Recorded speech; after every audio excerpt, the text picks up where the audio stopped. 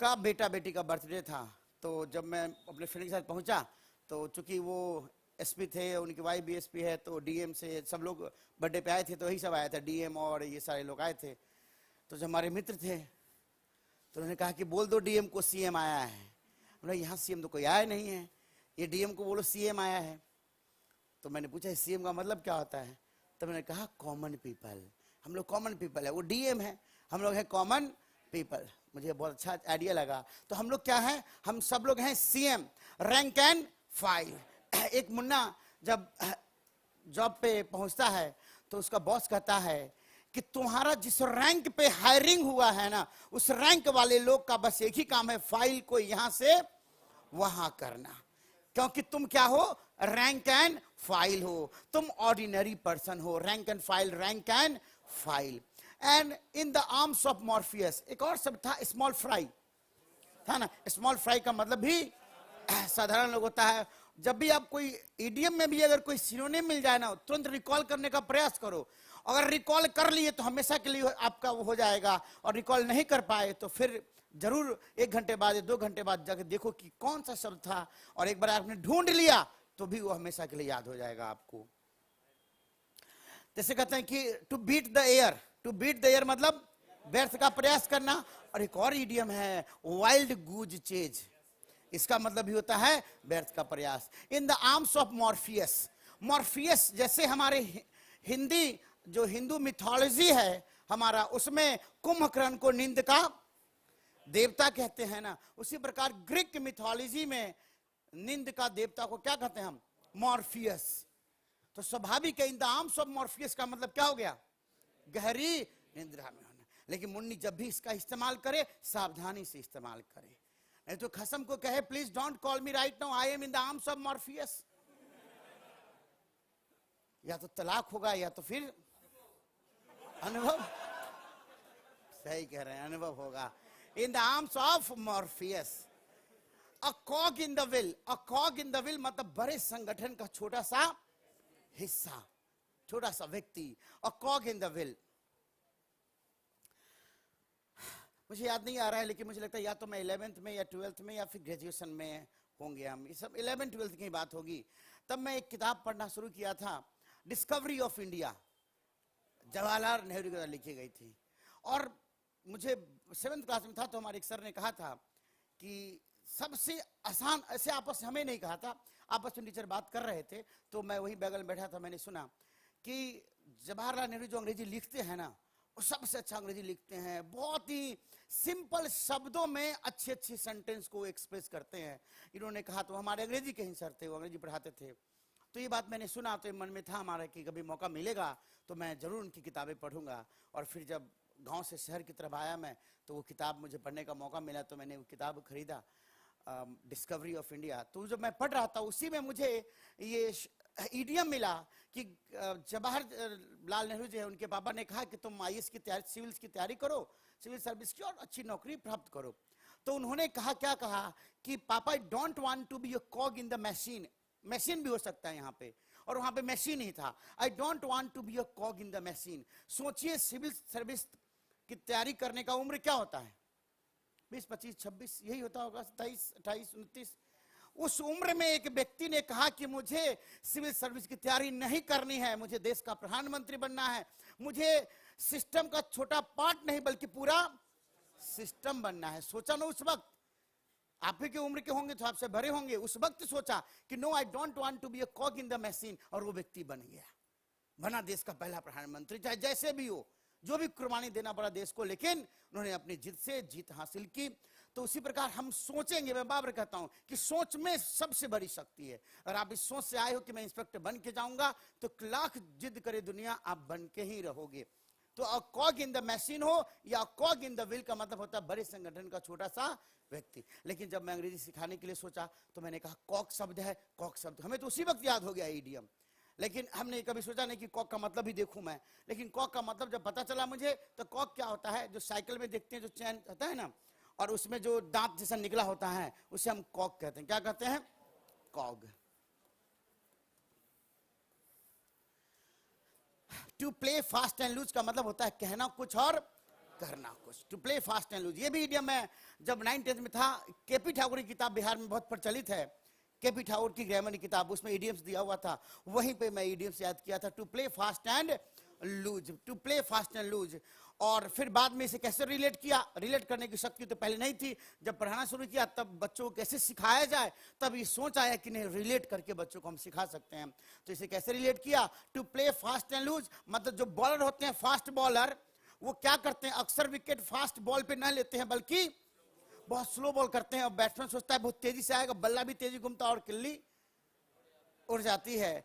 तो to play fast and loose का मतलब होता है, तुम कभी फास्ट बॉल फेंकते हो तो कभी लूज डिलीवरी फेंक देते हो, कभी फास्ट कभी लूज, और ऐसा करके तुम मेरे साथ धोखाधड़ी कर रहे हो, कहते कुछ और हो और करते कुछ और हो। जैसे अभी ये फरवरी का पाक महीना चल रहा होगा, प्रॉमिस डे भी आएगा, कब है, कल प्रॉमिस डे है, पता नहीं आप लोगों को बता रहे, कोई कुछ काम में तो आगे रहिए।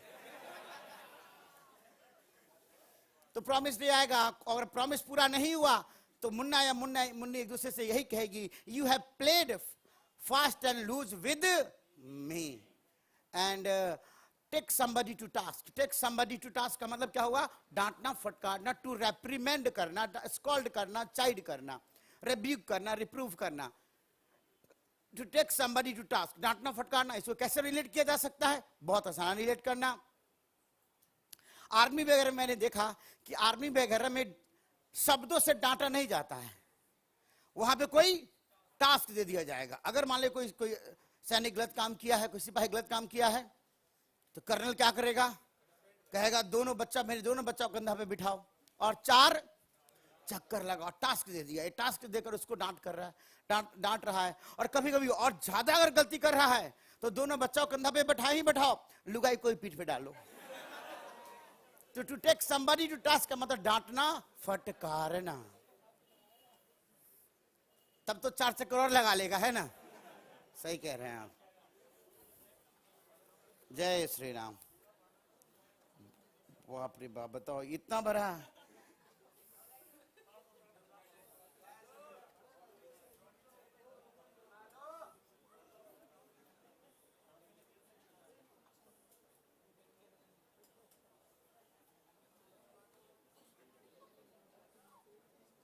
कहा कि सर संडे को प्लीज स्पेशल क्लास करवा दो, जो बातें दिल में है वो जुबान पर नहीं आई, कुछ सच्चे वादे किए थे, कुछ कसमें झूठी खाई,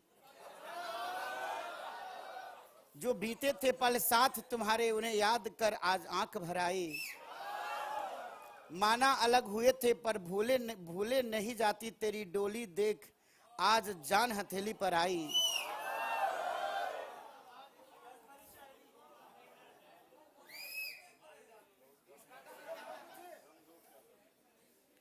हम लोग क्या करते हैं ना, हम चाहते हैं कि कोई व्यक्ति मेरी जिंदगी में आए ना तो हमेशा के लिए रजिस्ट्री ही करवा लो, बस हम तुम्हारे हो गए तुम मेरे हो जाओ। इतनी गरीबी की जिंदगी क्यों गुजारते हो भाई?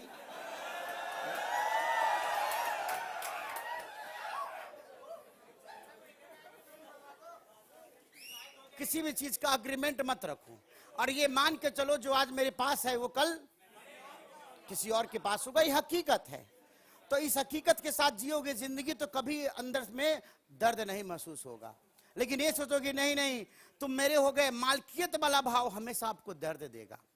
आना जाना बिल्कुल जिस प्रकार आपके जीवन में आज कोई नहीं था परसों आ गया, उसी प्रकार तरसों वो चला भी जाएगा। दुख इसलिए होता है कि जितना दिन वो मेरे साथ था हम जी नहीं पाए ढंग से। हम जीने के लिए हमेशा फ्यूचर के बारे में सोच, अभी नहीं, अभी कुछ और दिन और गुजारते फिर जिएंगे जिंदगी। और इस फ्यूचर के चक्कर में वर्तमान भी खराब हो गया, और जब एक दूसरे से दूर हुए तो पता चला धोबी का कुत्ता न घर का न घाट का। इसलिए always live in the present. बात करते हैं turn a deaf ear to, turn a deaf ear to. ये बहुत ही आसान इडियम है। Turn a deaf ear to का मतलब क्या हुआ, जिस काम से हम सुनते नहीं थे, हम बहरे हो चुके थे, उसी कान को आपके तरफ लगा दिया। और बोलो ना, और बोलो ना, अच्छा लग रहा है क्योंकि सुन ही नहीं पा रहे, हम इग्नोर कर रहे हैं। टर्न डेफ ईयर टू, अनसुना कर देना। एंड बाय हुक और बाय क्रुक, किसी तरह से बाय हुक और बाय क्रुक, बाय हुक और बाय क्रुक। क्रुक का मतलब जानते हैं आप, क्रुक का मतलब बहुत ही विकेट, बहुत ही चतुर चालाक धूर्त व्यक्ति, उसे क्रुक कहते हैं। तो बाई हुक और बाई क्रुक मतलब होता है किसी भी तरह से। बात करते हैं फिगर ऑफ स्पीच, जिसे प्रोसोडी में हमने चर्चा किया था। एलिट्रेशन, एलिट्रेशन मतलब अनुप्रास अलंकार। Alliteration, alliteration, alliteration. अभी नीचे पेज में मत देखो, आप मुझे सुनो, मुझे देखो, और मौका मिले तो इधर देख लो, लेकिन पेज पे मत, नजर मत झुकाओ उधर। एलिट्रेशन, अनुप्रास अलंकार। एलिट्रेशन मतलब जैसे कि दो शब्द है, चार शब्द है, और चारों शब्द का पहला अक्षर क्या हो जाए, सेम हो जाए। और हमारे मोदी जी इसका कमाल का इस्तेमाल करते हैं। ये मोदी जी को पता है कि शब्दों से कैसे जादूगरी की जाती है। वो जब भी बोलेंगे तो आप देखिएगा उनके शब्दों में तो चार शब्द बिल्कुल सेम होते हैं। जापान से भाई बहनों हमारा जो रिश्ता है मिट्टी और मेहनत का रिश्ता है। मां से मिट्टी, मां से मेहनत। और जब भी बोले राम राज, क्या हो गया, र से राम और र से, तो जब भी हम ऐसा इस्तेमाल करते हैं तो इस शब्द में अलग से प्रकार का जादू डेवलप होता है और सुनने वाला बिल्कुल मंत्र मुग्ध हो जाता है। तो एलिट्रेशन, हमारा अली, अली जब भी ट्रेन में खिलौना बेचने जाता है तो संगीत से लोगों का मन लुभाता है और इस्तेमाल क्या करता है वो, alliteration, alliteration, alliteration, alliteration, alliteration, alliteration. And ode का मतलब होता है कविता, गीत। Ode, ode, ode, ode, ode, ode. आपने गीत सुना होगा, सलमान खान थे और करीना कपूर, ओढ़ ली चुनरिया तेरे नाम की। वो क्या था, ये ओढ़ ही तो था, कविता, गीत। A poem that speaks to a person or thing और celebrates a special event. Ode, ode, ode. अभी 14 फरवरी को बहुत सारे मुन्नी और बहुत सारे मुन्ना क्या करेंगे, क्या गाएंगे एक दूसरे के लिए, ओड, ओड, ओड।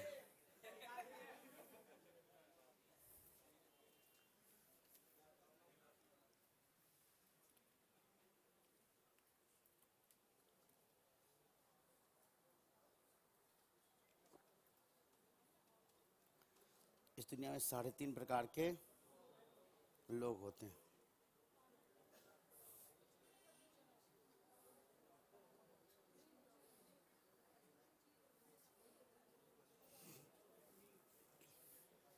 अब देखिए क्या है कि इसे बोलते हैं नीच। नीच का मतलब क्या होता है, आला ताक। अगर आप गांव से बिलोंग करते हैं, देहात में आपका अगर जीवन गुजरा है तो आप देखते होंगे कि दीवार पे क्या होता है, दीवार पे ऐसा कुछ बना होता है। हमारे घर के जो दीवार में तो बहुत जगह पाया जाता है जिसमें हम लालटेन या छोटा सा डिबिया लगा देते थे। हमारी दादी उसमें बीड़ी का बंडल रखती थी, माचिस वगैरह। उसे ताक भी कहते हैं हम लोग, ताक वगैरह लिखा है हमने, आला ताक। तो इसे कहते हैं नीच, नीच। और ईडियम है ये, आया हुआ हमारे एग्जाम में, मेंस में, कार्व और नीच। कार्व, कार्व मतलब नहीं कार्विंग करना, कार्व नीच का मतलब होता है अपने जीवन में एक मुकाम हासिल करना। एंड इलिजियम, इलिजियम, इलिजियम, इलिजियम, इलिजियम, इलिजियम। इलिजियम का मतलब होता है स्वर्ग जैसा स्थान। इलिजियम, इलिजियम, इलिजियम, स्वर्ग जैसा स्थान। अ प्लेस और स्टेट ऑफ परफेक्ट हैप्पीनेस। इलिजियम, इलिजियम, इलिजियम। हम अपना इलाज वही कराने जाएंगे जो क्या है, इलिजियम, इलिजियम, इलिजियम है। इलिजियम, इलिजियम, इलिजियम। हमारे अंकल को कैंसर हुआ और जब वो यहाँ पे एडमिट किए गए एम्स में, तो वो एम्स में जाने से इनकार कर देते। हमने पूछा है क्या दिक्कत आ रही, बोले हम अपोलो में करवाएंगे। ये 99 की बात है और अपोलो उसमें काफी फेमस।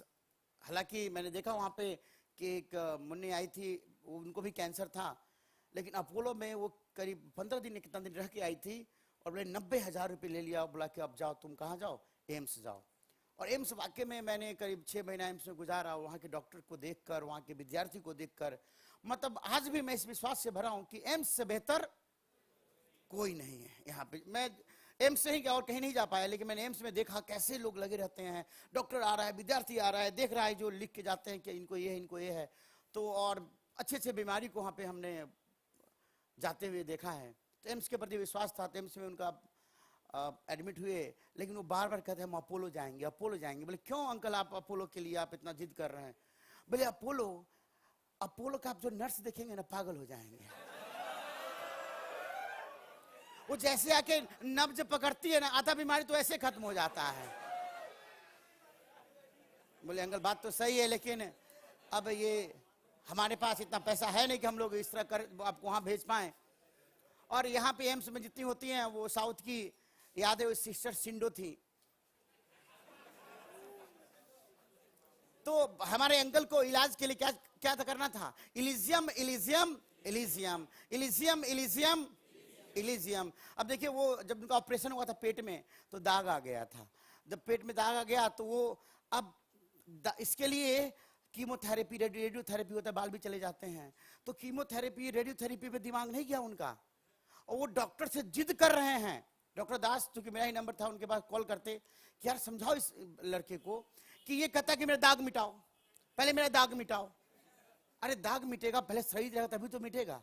और वो दाग मिटाने के चक्कर में न कीमोथेरेपी लिए न रेडियोथेरेपी लिए, और अंत में उनका 2003 में ही उनका देहांत हो गया। अगर वो ढंग से इलाज करवाते तो शायद वो हमारे बीच जीवित रहते, लेकिन उनके जिद था नहीं नहीं हमें दाग मिटाना है। दाग, ये अच्छा दाग पे जब भी स्नान करता हूँ तो ये दाग मुझे दिखता है, बहुत गंदा लगता है।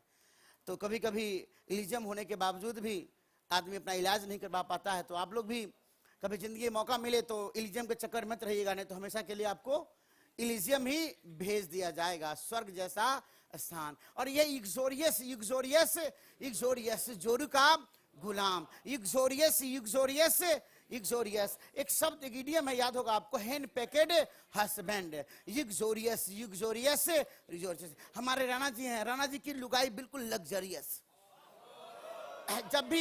जब भी वो बाथरूम में स्नान करने जाते हैं ये हाथों में चप्पल टॉवल लेके पहुंच जाते हैं। हमने तो बहुत कुछ देखी, बता नहीं सकते क्लास में।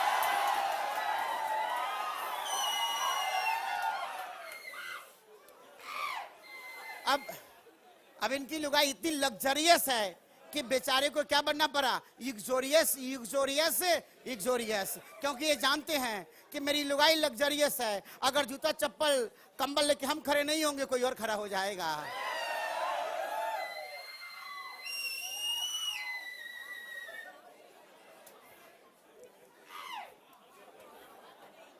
ये सारी काल्पनिक बातें हैं, इसलिए आप बुरा मत मानिएगा,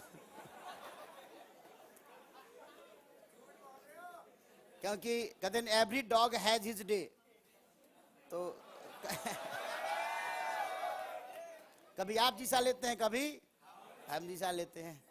वेंडेटा मतलब होता है प्रतिशोध, vendetta vendetta vendetta vendetta vendetta vendetta vendetta का मतलब होता है प्रतिशोध, कमिटिंग मर्डर इन रिवेंज, बदले में किसी का हत्या करना क्या कहलाएगा, वेंडेटा। आपने एक मूवी देखा होगा, शाहरुख खान का मूवी, हमने तो पूरा नहीं देखा है मूवी, थोड़ा बहुत देखा है, बाजीगर। शायद बाजीगर में ऐसा कुछ होता है कि बदला लिया जाता है, बदला, उसको क्या कहेंगे हम, vendetta vendetta vendetta vendetta vendetta vendetta.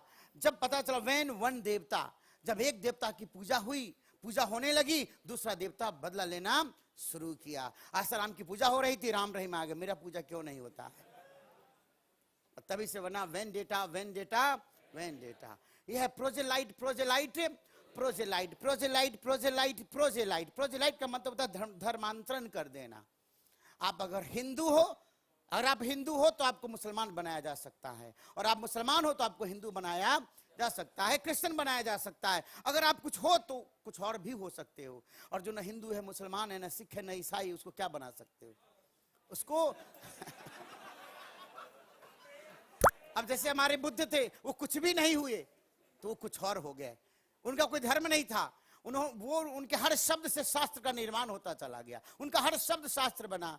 और जब तक हम हिंदू रहेंगे, मुस्लिम रहेंगे, सिख रहेंगे, तब तक हम संपूर्ण मानव, पूर्ण मानव कभी नहीं हो पाएंगे। क्योंकि जैसे मैंने कह दिया मैं हिंदू हूं, मैं क्रिश्चियन हूं, मैंने अपनी सीमाओं को सीमित कर दिया, बांध दिया, अब उससे आगे नहीं सोच सकते हैं। लेकिन मैं यही चाहता हूं आप सब लोग से, अनुभव से कहता हूं आपको कि हिंदू मुस्लिम सिख ईसाई इन बंधनों से दूर जाओ, और फिर देखो मनुष्य के रूप में कितनी चीजें हैं जो आप जी सकते हो, पी सकते हो, एहसास कर सकते हो, अनुभव कर सकते हो। और जो बंद कर दिया तो उसको तो बस थोड़ा सा आसमान ही मिला, पूरा आसमान हमारा है, तो हम क्यों हिंदू मुस्लिम सिख ईसाई के चक्कर में पड़े रहे। यही मैंने अपने लाइफ को एक्सपेरिमेंट के रूप में लिया, मैंने सोचा ये चीज। गांधी जी की किताब हमने पढ़ी, आप लोगों को भी कहता था मैं पढ़ने के लिए, my experiment with the truth.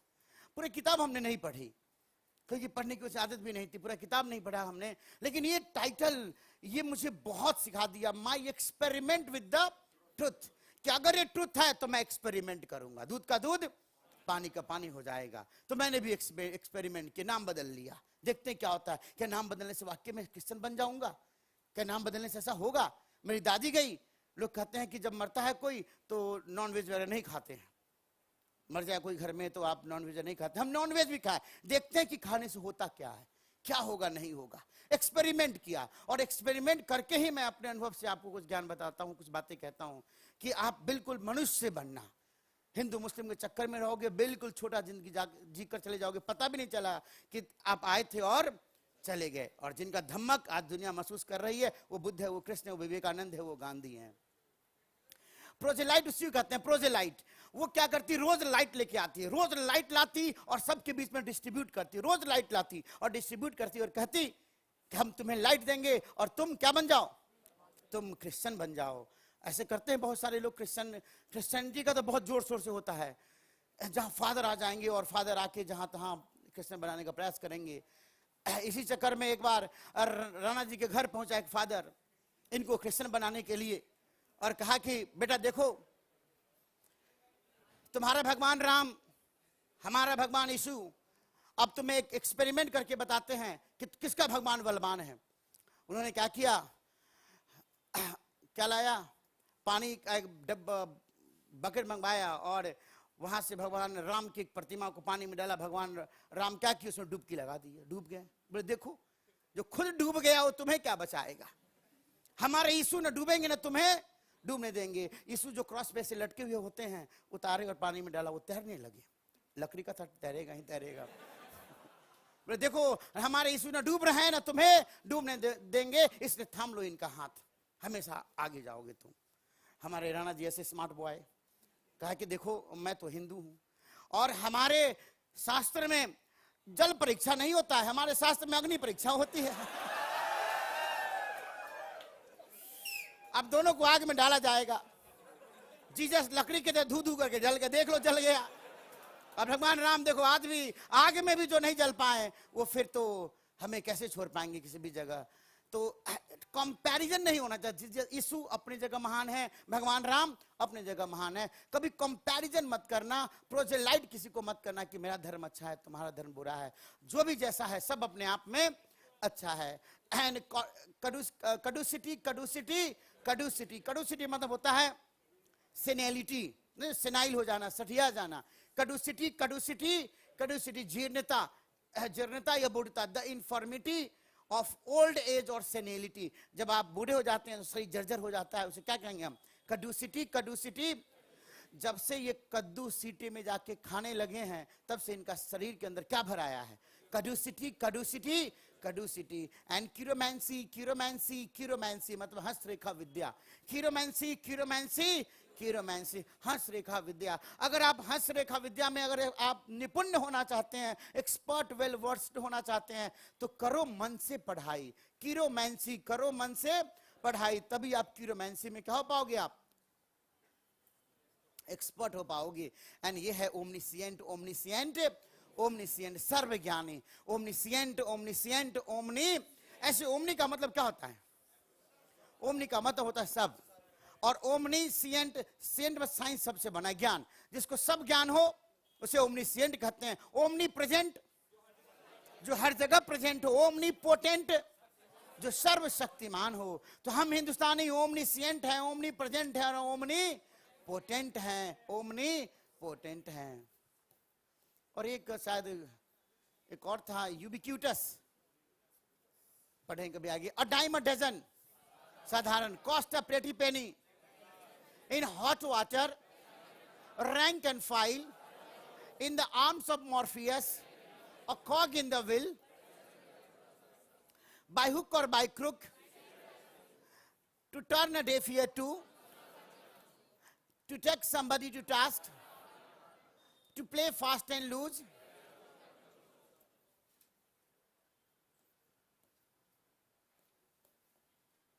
alliteration, अनुप्रास अलग है, अलंकार अलग है। ओड, नीच, इलिजियम, युक्सोरियस, वेंडेटा, ओमनिसिएंट, क्यूरोमैंसी, कड्यूसिटी, प्रोजेलाइट, बहुत ही सुंदर। ये बात करते हैं सब्जेक्ट वर्ब अग्रीमेंट।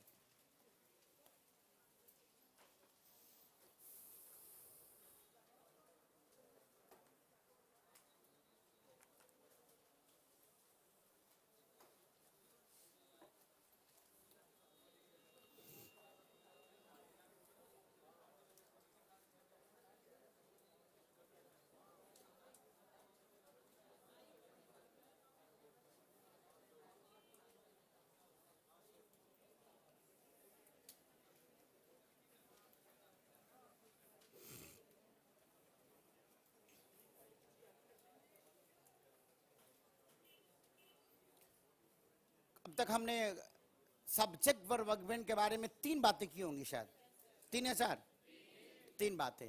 हमने बताया था मेनी के बारे में, बिल्कुल ध्यान से सुनेगा। हमने मेनी के बारे में बताया था कि मेनी एक इंडेफिनिट प्रोनाउन है और हक है इससे क्या बनने का, सब्जेक्ट बनने का। और जब सब्जेक्ट बन जाएगा तो फिर हमें ये समझ में आना चाहिए कि आखिर सब्जेक्ट है तो वर्ब चाहिए ही चाहिए। और वर्ब होते हैं 2 प्रकार के, सिंगुलर और, तो कौन सा वर्ब आएगा मेनी के साथ?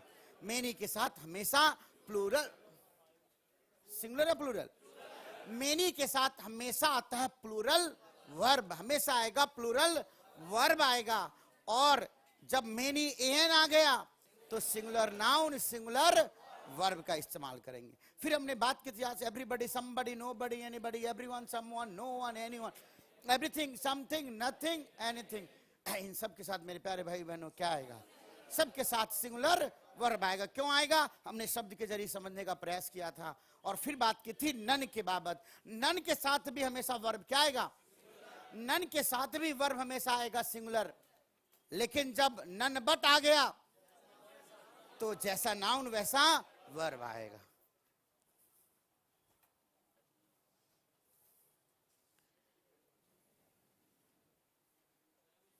काफी गर्म है।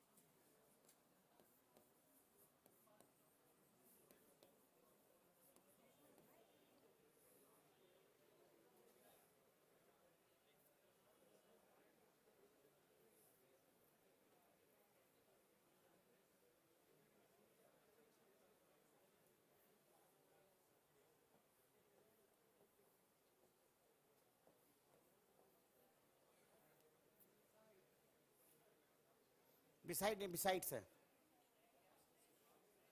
क्या रह गया? बिसाइड्स तो है।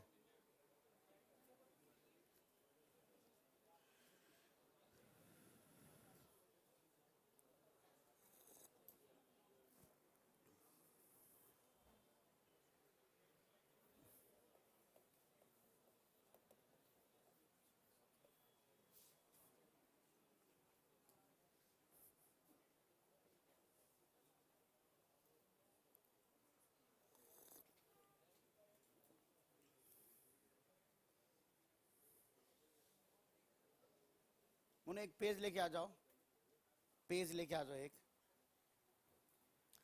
पेज बच्चों को दे दो। पेज पास करने में कोई दिक्कत तो नहीं है ना? यहाँ से कोई दिक्कत नहीं है। एक पेज पास कर दो।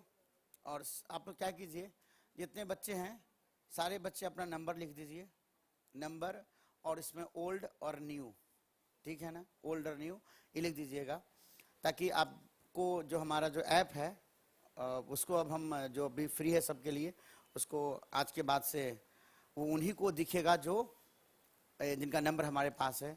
तो आप जितने बच्चे यहाँ बैठे हैं, जितने ओल्ड बच्चे हैं ओल्ड लिख दीजिएगा, जो न्यू बच्चे हैं न्यू लिख दीजिएगा, उसमें एन लिखिएगा और ओ लिखिएगा, ताकि सारी चीज़ें ऐप में डाल के और फिर आप लोग को पहुँचाया जाए। क्योंकि अभी सब्जेक्ट व अग्रीमेंट जो हम 10-12 बातें करेंगे आज, तो इसका पूरा सोल्यूशन के साथ एक्सरसाइज हमारे ऐप में ही मिलेगा आपको। तो हम नंबर लिख के दे दीजिएगा आप। और चूंकि क्या है कि हमारे पास क्लास अब यही है, बाकी सारी क्लास कोरोना में हमने, क्योंकि 12-15 लाख किराया था, अब अगर रखेंगे तो स्वाभाविक है कुछ फायदा था नहीं, तो हमने सारे जितने भी हमारे पास हॉल थे, ये सिर्फ अपना हॉल था, बाकी जितने भी हमारे पास हॉल थे, एक बेसमेंट हमारे पास है वो भी आपका ही है, तो उसको भी अब सही करवा रहे हैं। तो इसके अलावा कोई हॉल नहीं है, और अब कोई और हॉल हम लेने के मूड में भी नहीं है, क्योंकि इतने बच्चों को पढ़ा लूँ और अच्छी तरीके से पढ़ लें बच्चे तो हमारे लिए अच्छा होगा। नहीं तो और भी हॉल लिया जा सकता है, लेकिन फिर क्या है ना, उसको मैनेज करना बहुत ही मुश्किल हो जाता है। अब बच्चे आपस में लड़ लेते हैं बहुत तरह की बात, मैं भी डरा हुआ रहता हूँ कि पता नहीं उस हॉल में क्या हो रहा होगा, नहीं हो रहा होगा। तो इसलिए हमारे पास इतना ही हॉल है। अब जो बच्चे अधिक होंगे उनको फिर किसी और बैच में 24 तारीख से बैच शुरू हो रहा है, और 24 से 11 तारीख से 24 तारीख से 11 बजे जो बैच शुरू होगी, बाकी उन बच्चों को उस बैच में भेजा जाएगा। जो पुराने बच्चे हैं, बच्चा कुछ कह रहा था कि सर पुराने बच्चों के लिए आप सिर्फ एक प्रैक्टिस सेशन शुरू कर दीजिए, आप पुराने बच्चों को क्लास में आप आने मत दीजिए। तो क्या ये सही रहेगा? हाँ, ये बिल्कुल अन्याय है। तो लेकिन प्रैक्टिस के लिए क्या है ना, प्रैक्टिस के लिए मैं अल्टरनेट डे पे जो सीपीओ के लिए जरूरी है, तो एक अल्टरनेट डे के लिए मैं शुरू करने जा रहा हूँ। इसी आज कौन सा दिन है, शायद मैं सैटरडे से शुरू करूँ या फ्राइडे से। हाँ, फ्राइडे से। इनको तो जरूर नहीं मिला होगा आज से। जिसको मिला होगा चुप है, क्यों बोलेगा कि कौन सा दिन है? दिन का जो फायदा था हो चुका है, जिसको नहीं मिला वही चिल्लाता है। तो और मैं अभी बात कर रहा हूँ, हो सकता है बेंच वगैरह यहाँ से हटा के, और जो सिनेमा हॉल में जो चेयर होता है वो तो सोने वाला होता है, वो नहीं, मतलब वैसा ही कंफर्ट का, वैसा ही तब हमारे पास चेयर, मैंने अभी मेजरमेंट करवाया था, तो करीब 450-500 करीब चेयर आ रहे हैं। वैसे जो चेयर हमने सोच रखा है, तो वो चेयर लगेगा। तो मैं चाहता हूँ कि मैं इसी हॉल में पढ़ाऊँ, वो हॉल भी आ जाएगा। और बात चल रही है हॉल के पीछे का दीवार है ना, वो दीवार भी टूट जाएगा।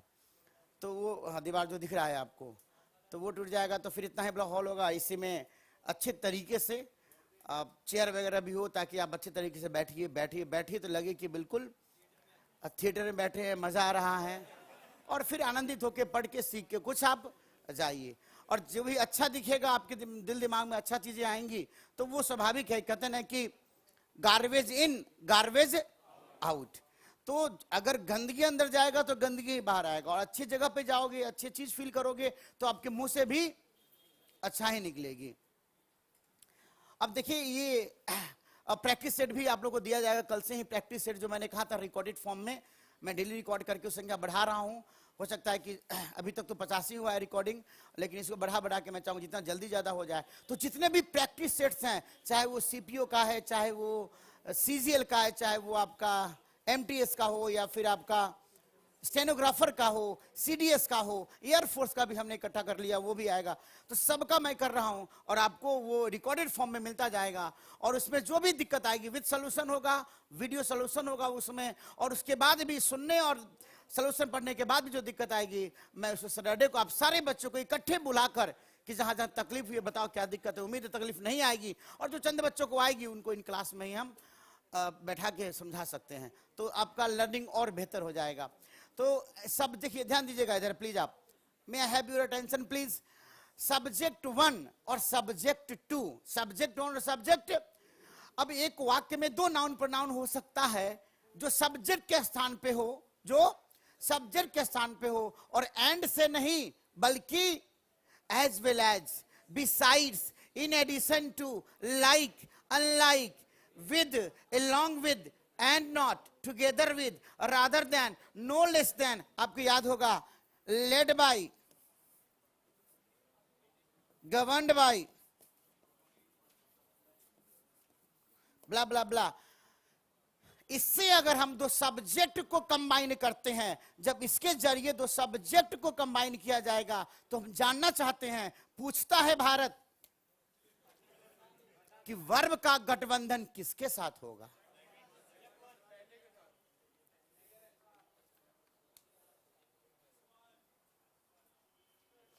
गर्ल्स का नंबर नहीं लिखना है, गर्ल्स नंबर नहीं लिखेंगे अपना, अदरवाइज बहुत सारे कॉल आने लगेंगे आपको। गर्ल्स का नंबर अलग से ले लिया जाएगा, सिर्फ मुन्ना के लिए कहा गया है ये। तो यहाँ पे बहुत सारे भूखे लोग बैठे हैं।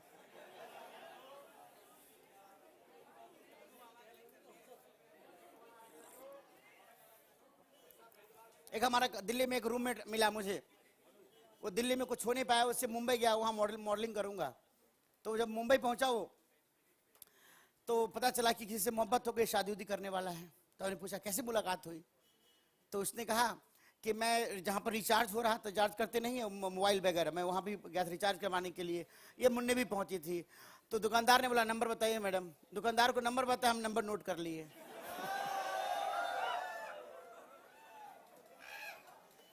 तो खतरनाक लोग होते हैं। तो देखिएगा, जब भी दो subject as well as, and not, rather than, no less than, led by, governed by, dominated by, ऐसे शब्दों से अगर कंबाइन होता है, तो मेरे प्यारे भाइयों बहनों, वर्ब का अग्रीमेंट, वर्ब कंफ्यूज नहीं है, वर्ब कंफ्यूज नहीं है। दो दो अगर दुल्हा है, तो दुल्हन को पता है कि मेरा एक्चुअल दुल्हा कौन है। तो यहां पे वर्ब क्या कहती है, ध्यान दीजिएगा, वर्ब कहती है कि अगर दो दो सब्जेक्ट होगा और दोनों सब्जेक्ट किससे कंबाइन हो रहा हो, इन सारे शब्दों से हो रहा हो, तो वर्ब कहती है मेरा गठबंधन पहले वाले सब्जेक्ट से होगा, पहले वाले सब्जेक्ट से होगा। आइए जानते हैं आप सब लोगों के जरिए कि पहले वाले से क्यों होगा, पहले वाले से क्यों क्यों क्यों क्यों, दूसरा वाले में क्या दिक्कत है, प्यार ज्यादा है।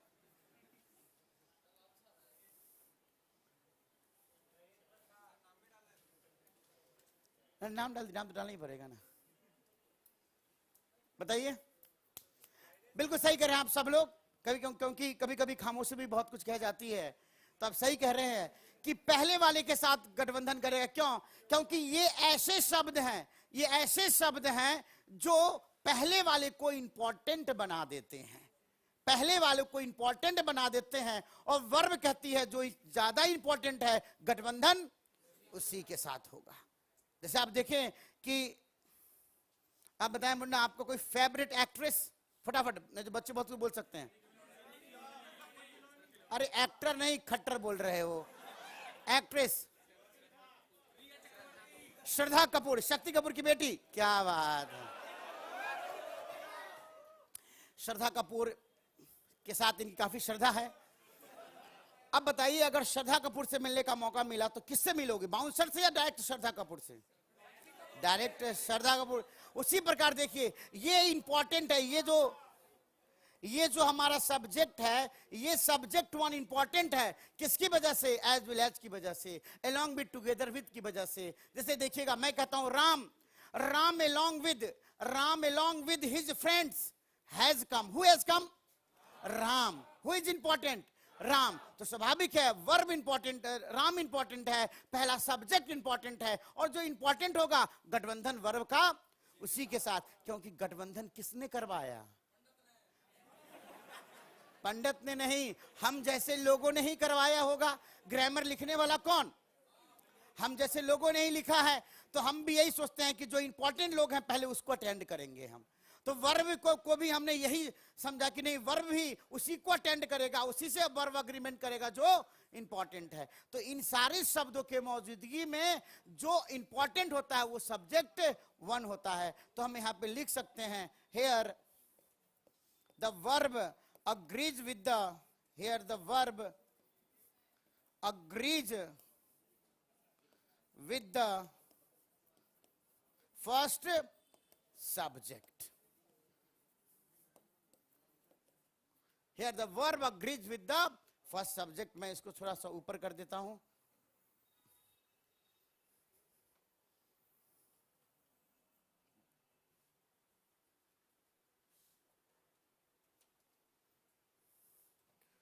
कुछ रह गया, कुछ गायब हो गया।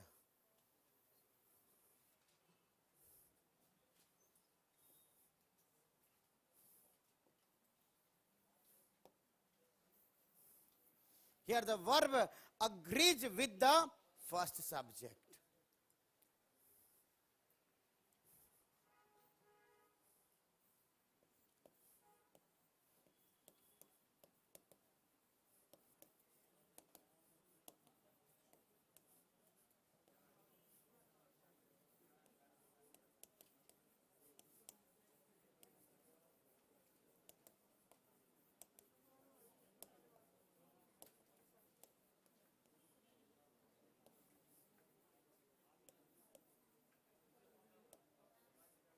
The Prime Minister along with the cabinet ministers have come. क्या आएगा?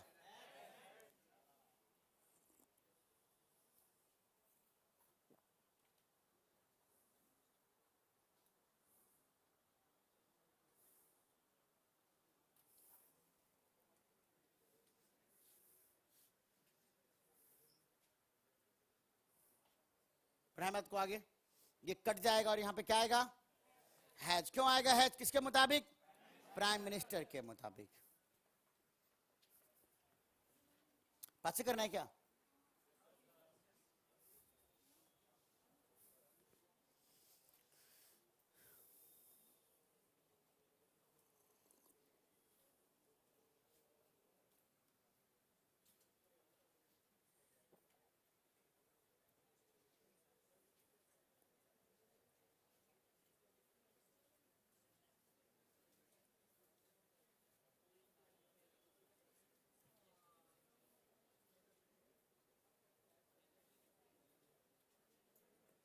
छप गया?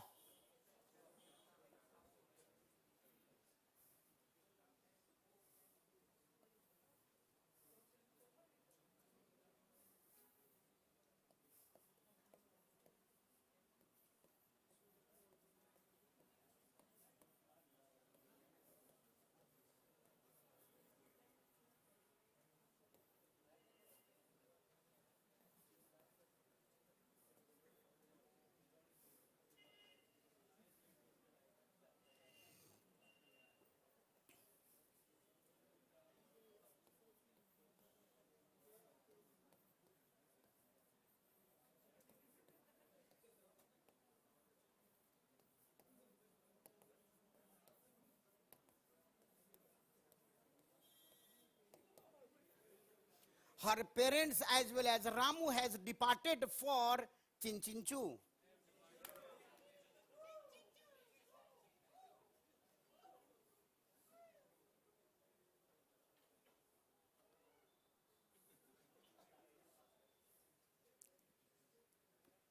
बड़ी मुश्किल से गुजरा होगा 2020 आप लोगों का, है बहुत कष्ट।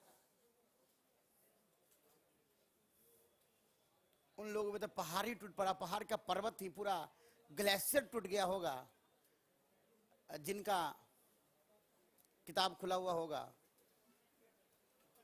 कब तक कहानी चल रहा होगा। मोदी जी इतने बेरहम, किसी को घर से बाहर निकलने नहीं दे रहे हैं, कोई निकल ही नहीं सकता घर से बाहर।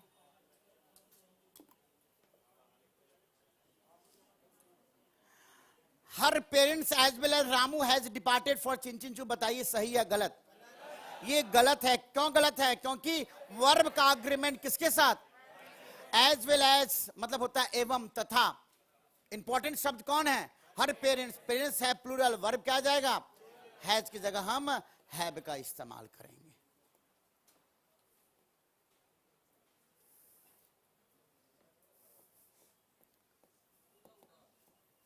5 है ना ये?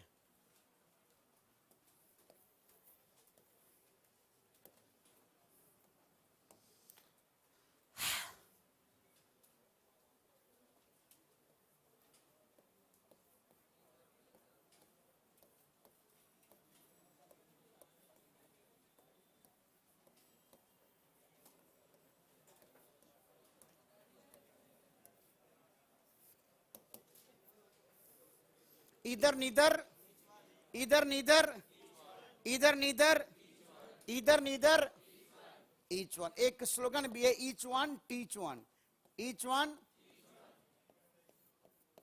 Either neither each one.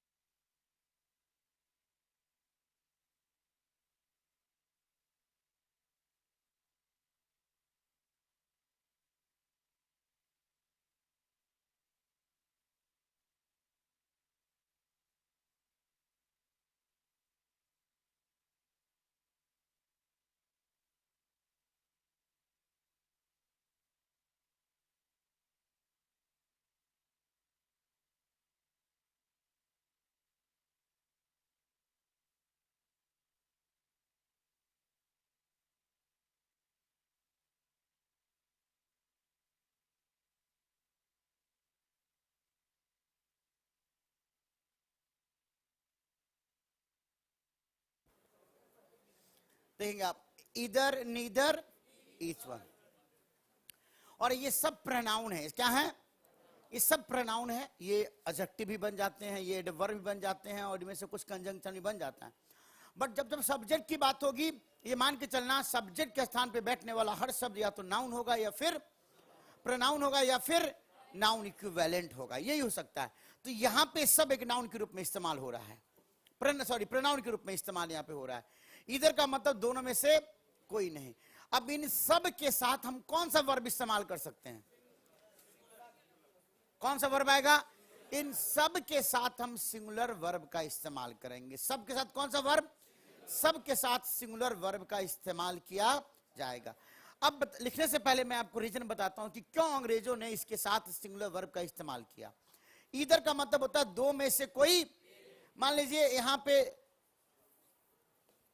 एक राम है और दूसरा रहीम है। अब यहां पे दो लोग हैं।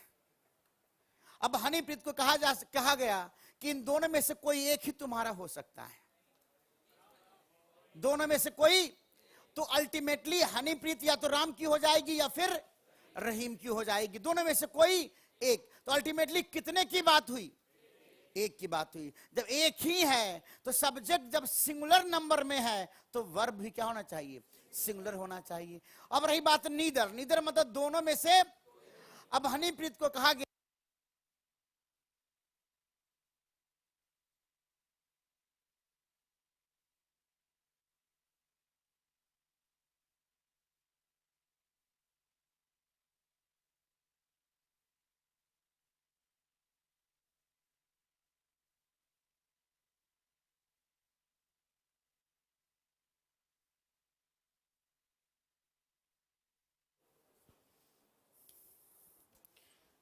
अब हनीप्रीत को कहा गया नहीं राम तुम्हारा है, नहीं रहीम तुम्हारा है। इसका मतलब क्या हुआ कि यहां पे दोनों में से कोई नहीं। कोई नहीं मतलब क्या हुआ? ये तो शून्य से भी कम हो गया, न एक है न एक से ज्यादा है, ये शून्य हो गया। तो स्वाभाविक है सिंगुलर हुआ। जब सब्जेक्ट का नंबर है सिंगुलर तो वर्ब का नंबर भी क्या होना चाहिए? सिंगुलर। तो नीदर के कंडीशन में भी क्या आएगा? हम सिंगुलर वर्ब का ही इस्तेमाल करेंगे, क्योंकि सब्जेक्ट वर्ब एग्रीमेंट का इकलौता एक रूल है कि singular subject, singular verb, plural subject, plural verb का इस्तेमाल करेंगे। रही बात इच, जब सब्जेक्ट बन के आएगा तो वर्ब क्या चाहिए इसको, ये भी सिंगुलर सब्जेक्ट, ये भी सिंगुलर वर्ब लेता है। क्यों इसके साथ? क्योंकि इच का मतलब होता है प्रति एक, हर एक, अल्टीमेटली हजारों की बात कर सकता है। इच हजारों करोड़ों लोग के लिए इस्तेमाल हो सकता है, लेकिन हजारों करोड़ों में हम एक एक की बात करेंगे, वन बाई वन की बात करेंगे। Etch has his own problem, etch has his own problem, इसमें हो सकता है 2 व्यक्ति और हो सकता है 2000 करोड़ व्यक्ति, लेकिन मैं एक एक की बात कर रहा हूं। तो इच का मतलब होगा प्रति एक, हर एक। तो ये ऑल के लिए, ऑल के सेंस में इस्तेमाल नहीं होता है, ये एक एक की बात करता है, वन बाई वन। तो जब वन बाई वन हो गया, प्रति एक हो गया, प्रत्येक हर एक हो गया, तो वैसे केस में वर्ब क्या आएगा? सिंगुलर। और वन तो अपने आप में क्या है? सिंगुलर है, तो इसलिए वर्ब क्या आएगा? सिंगुलर आएगा। अब हम जानते हैं कि इसको कितने प्रकार से लिखा जा सकता है एक सेंटेंस के स्ट्रक्चर में। देखिए करके समझने का प्रयास करते हैं। Either, neither, either, neither, each one.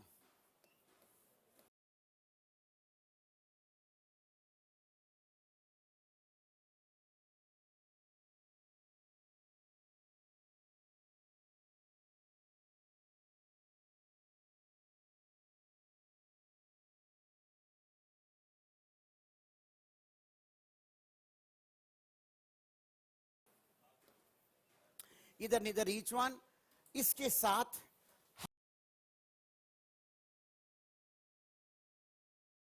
हमेशा आप कौन सा वर्ब सप्लाई करना,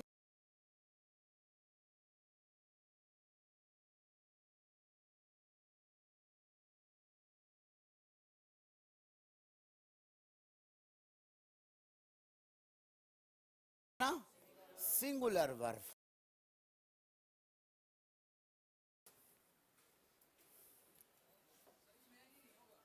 एनी नोट में लिखेंगे, क्योंकि इधर निधर ईच वन फिर एनी, तो ये राइमिंग नहीं बन पाता है। सबका हो गया? इधर तो बचा हुआ है, 24 बच्चे ही हैं, उधर भी है। क्योंकि देखिए जो नंबर नहीं देंगे ना उसमें उनका एक्टिवेट, मैन्युअली एक्टिवेट करना पड़ेगा आपके, ताकि ऐप में जो चीजें कंटेंट्स मौजूद है उसको आप देख सके।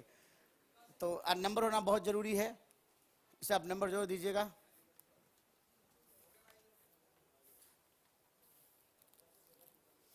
जय श्री राम। इधर निधर ईच वन के बाद आने वाला वर्ब होगा सिंगुलर। अब इधर के बाद राणा जी डायरेक्ट वर्ब आ सकता है, और हो सकता है कि वर्ब के बीच में थोड़ी सी दूरियां हो जाएं। तो वन आ गया, वन के बाद बता दो, मुन्नी से जानना चाहते हैं, मुन्नी के लफ्जों में सुनना चाहते हैं कि बताएं कि इन चारों शब्दों के बाद आने वाला नाउन हमारा कैसा होगा। बहुत ही सुंदर। मुन्नी कह रही है मास्टर जी सिंगुलर नाउन होगा तो स्वाभाविक है वर्ब भी क्या होना चाहिए? सिंगुलर वर्ब होना चाहिए। एक और तरीका है, ये ऐसे भी पाया जा सकता है, either neither, either neither each one, इसके बाद ऑफ आ सकता है। और ऑफ का अंग्रेजी का तो होता ही होता है, काके की भी होता है ऑफ का, और बचपन में यही होता था, ऑफ मतलब काके की। लेकिन ऑफ का मतलब में से भी होता है। क्या होता है? में से। 10 आउट ऑफ 10 मतलब 10 में से, तो ऑफ का मतलब में से होता है। क्या होता है? तो स्वाभाविक है, सोचो कितने में से, इधर का इस्तेमाल कितने में से एक के लिए होता है? 2 ना, 2 में से। नीदर मतलब 2 में से, यानी यहां पे आने वाला शब्द कितना है? 1 या 2? 1, 2 मान लो यहां 2 लिखते हैं, 2 में से 1। फिर यहां लिखते हैं 2 में से कोई नहीं। और इच तो हमेशा एक के लिए इस्तेमाल होगा ही नहीं। इच जब भी आएगा, वन जब भी आएगा, तो हम क्या करेंगे? एक से ज्यादा के लिए, एक में से एक थोड़ी कहेंगे, एक में से एक आ जाओ। स्वाभाविक है इच तभी होगा। इच तो हमेशा 2 के लिए, 2 से ज्यादा के लिए। इच कभी भी एक के लिए नहीं होता है। और वन आ गया तो स्वाभाविक है वन भी जब में से के साथ आएगा तो एक में से एक नहीं बल्कि 2 में से एक। तो यहां पे आने वाला नाउन हो या प्रनाउन हो, क्या होगा? प्लूरल नाउन या फिर प्लूरल प्रनाउन। और उसके बाद फिर सिंगुलर वर्ब आएगा। क्यों? कि अल्टीमेटली हम बात किसकी कर रहे होते हैं? अल्टीमेटली हम ऑफ के पहले, प्रेपोजिशन से पहले जो चार शब्द है, बात इसी की हो रही होती है। और ये चारों के चारों सिंगुलर नंबर में है, इसलिए वर्ब भी क्या आएगा? हम सिंगुलर इस्तेमाल करेंगे। मतलब इधर नीदर ईच वन के साथ राणा जी हमेशा वर्ब क्या आएगा? हम सिंगुलर सिंगुलर सिंगुलर इस्तेमाल करेंगे। नोट में यहीं पे हम ये भी जान लेते हैं कि एनी है, एनी के साथ सिंगुलर नाउन भी आ सकता है और एनी के साथ प्लूरल नाउन भी आ सकता है। और इसके बाद जो वर्ब आएगा वो किसके मुताबिक आएगा? Singular noun singular verb, plural noun हम प्लूरल वर्ब का इस्तेमाल करेंगे। अगर एनी ऑफ आ गया, any of plus plural noun आ जाए या प्लूरल प्रोनाउन आ जाए, इसके बाद आने वाला वर्ब हमेशा प्लूरल वर्ब, सॉरी सिंगुलर होगा। एनी मतलब होगा एक ही हो गया ना, इनमें से कोई एक। Any of you can come, तो आप में से कोई एक आ सकता है।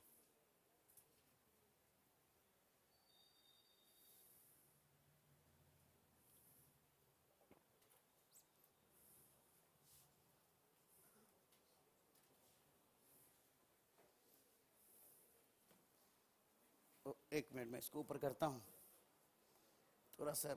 इसको मोनो जो प्रोजेक्टर नीचे आया हुआ है ना, इस प्रोजेक्टर था ऊपर करवाओ।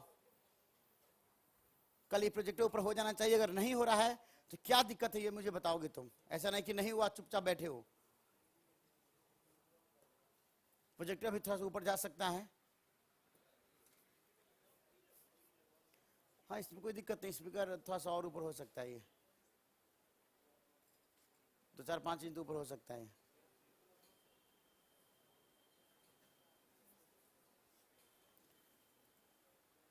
और अगर ये ऊपर नहीं हो सकता है तो यहाँ पे टीवी लगवा दो, है ना? टीवी अच्छा रहेगा, टीवी के लिए जगह भी काफी है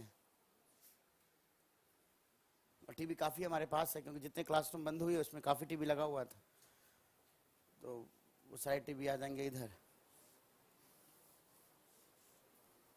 छप गए?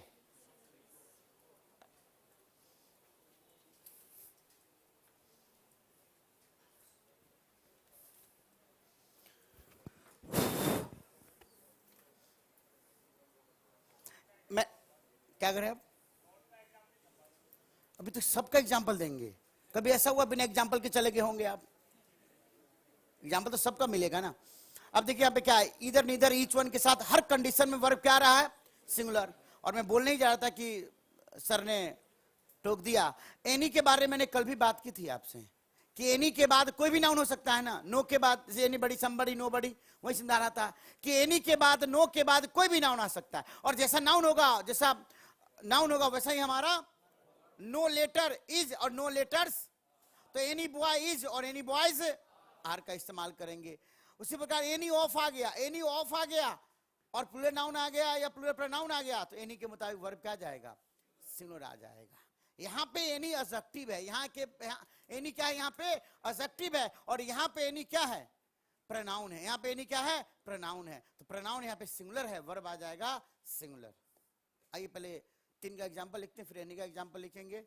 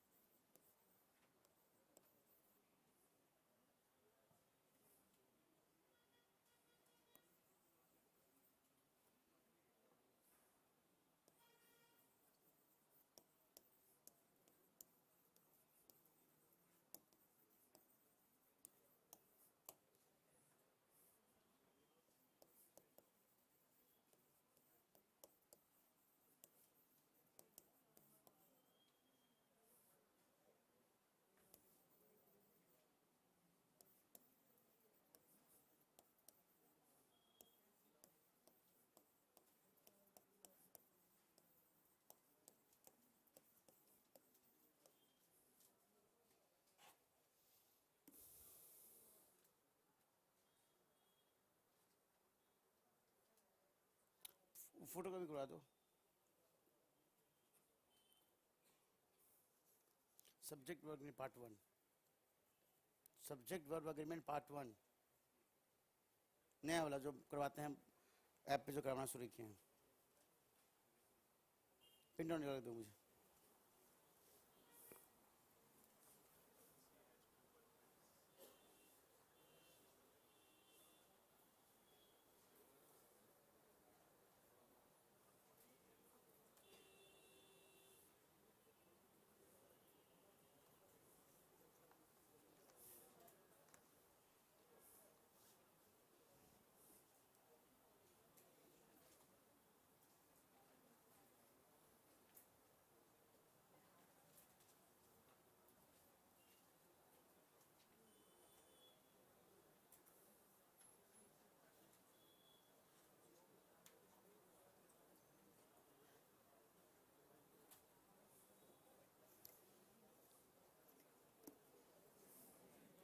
छप गया?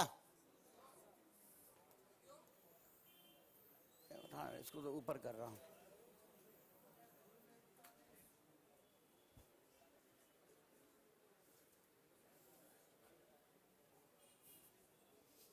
जब तो छापते हैं तब तक किसी बच्चे ने बड़े प्यार से लिखा है और उम्मीद है कि जरूर बनेगा बच्चा इंस्पेक्टर।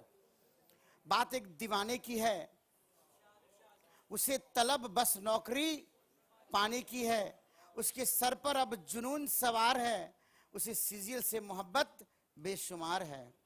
सपने में उसे उसकी जगह इनकम टैक्स याद आती है, उसे बस इंस्पेक्टर बनने का नशा है, सीजीएल उसकी रग रग में बसा है। सीजीएल लवर, बहुत ही सुंदर। आप ऐसे ही मोहब्बत कीजिए, आप जिस चीज से भी मोहब्बत करेंगे वो आपका हो जाएगा, चाहे वो आप दीवार से करें या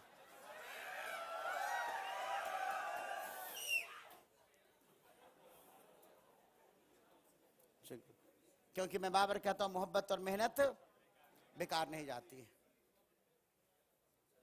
यही है ना जो हम करवाते हैं। नया वाला है ना ये, कंफर्म? चलो ठीक, निकालो। अब देखेंगे आप, she has 2 boyfriends and either loves a widow. सही है गलत? यह है no error. Either loves, either के साथ हमेशा वर्ब क्या आएगा? सिंगुलर। बिल्कुल यह है no error. Neither statement, neither के बाद सिंगुलर नाउन आ गया। नीदर स्टेटमेंट जाइब्स माइंड, जाइब का मतलब होता है मैच करना। जाइब के बारे में और भी जानेंगे जब पढ़ेंगे। जाइब का मतलब मजाक उड़ाना भी होता है। तो नीदर स्टेटमेंट जाइब्स माइंड मतलब इनमें से कोई भी स्टेटमेंट मेरे स्टेटमेंट से मैच नहीं करता है। वन ऑफ यू, ये भी सही है बिल्कुल। वन ऑफ यू ये गलत हो गया। वन के मुताबिक वर्ब क्या आएगा? इज। लोग सोचेंगे कि यू के मुताबिक इज आया है, लेकिन नहीं, कहा ना कि वर्ब बेसिकली सब्जेक्ट से दूर हो सकता है, और इसी दूरी बढ़ाने का काम या तो एक शब्द करेगा, या शब्द समूह फ्रेज करेगा, या फिर उपवाक्य क्लाउज करेगा। तो यहां पे वन ऑफ यू में सब्जेक्ट कौन है? वन। वन के मुताबिक क्या आएगा? इज। और एनी बॉय हैज और हैज, ये है नो एरर। और ऐसे भी एडजेक्टिव के बाद सिंगुलर नाउन तो सिंगुलर वर्ब, एडजेक्टिव के बाद प्लूरल नाउन तो प्लूरल वर्ब आ जाएगा। Any of the girls, any of the girls यहां पे है क्या आएगा? यहां पे हैज नहीं, हैव नहीं, बल्कि हैज का। किसके मुताबिक? एनी के मुताबिक। तो इधर नीदर ईच वन हो या फिर एनी हो, वर्ब हर सूरत हर जगह क्या आएगा? सिंगुलर, सिंगुलर और सिंगुलर। कितना नंबर है ये?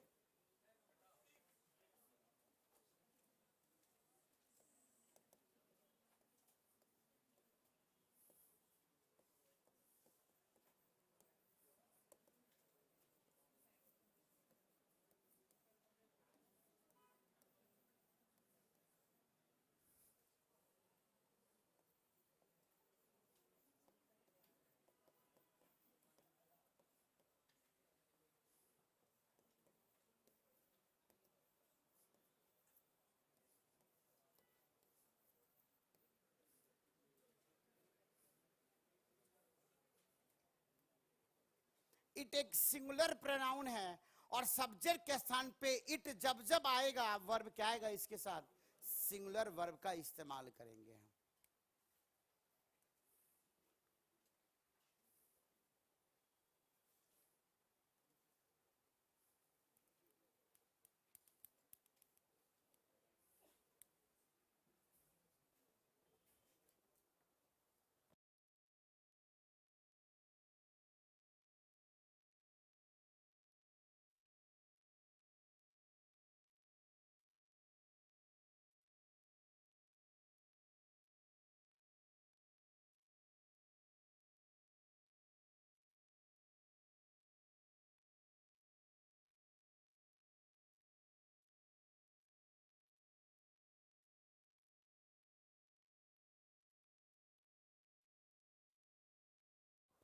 सबको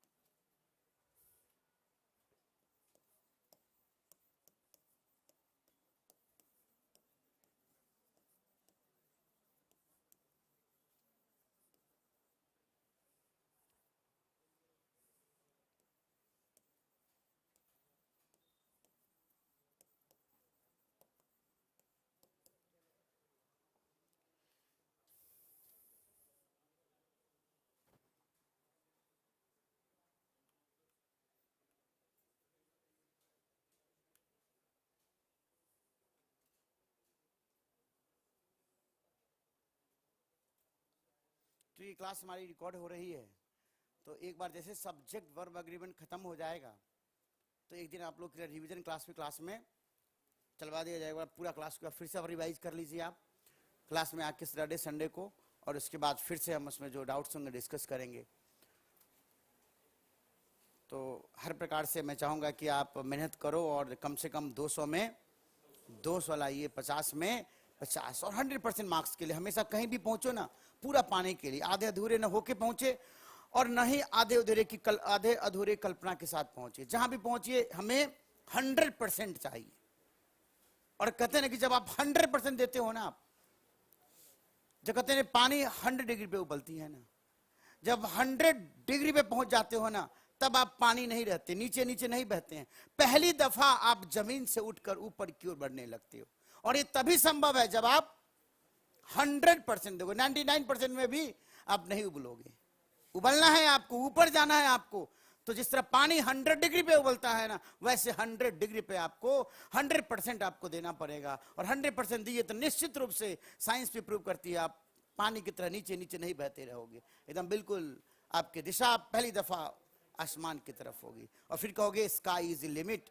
नेहरू जी यही कहते हैं, स्काई इज लिमिट मतलब लिमिटलेस। स्काई का क्या लिमिट है? कोई लिमिट है? जाते जाओ जाते जाओ जाते जाओ। तो इट जब भी सब्जेक्ट बनकर आएगा किसी वाक्य में तो फिर वर्ब क्या सप्लाई करना है इसको? Singular verb. इट क्या आएगा? It depends, it seems, and it are या it is. It is Ram and Shyam who can do this.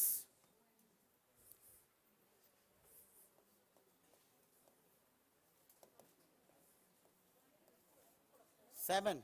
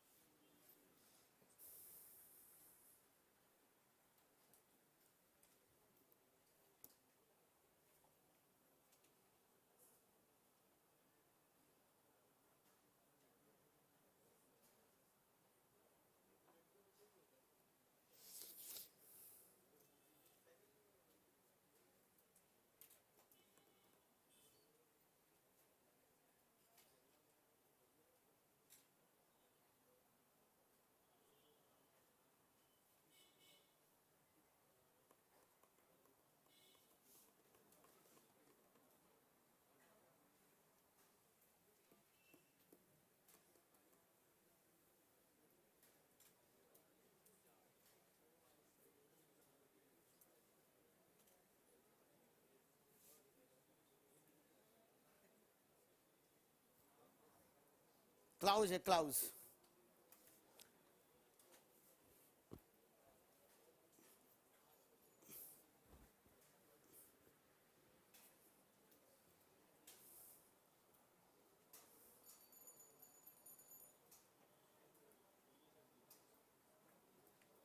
मैं भी सोच रहा हूं कि मंदिर में भी कहीं, है ना, मंदिर कहीं भी हो, पुजारी पहुंच ही जाता है।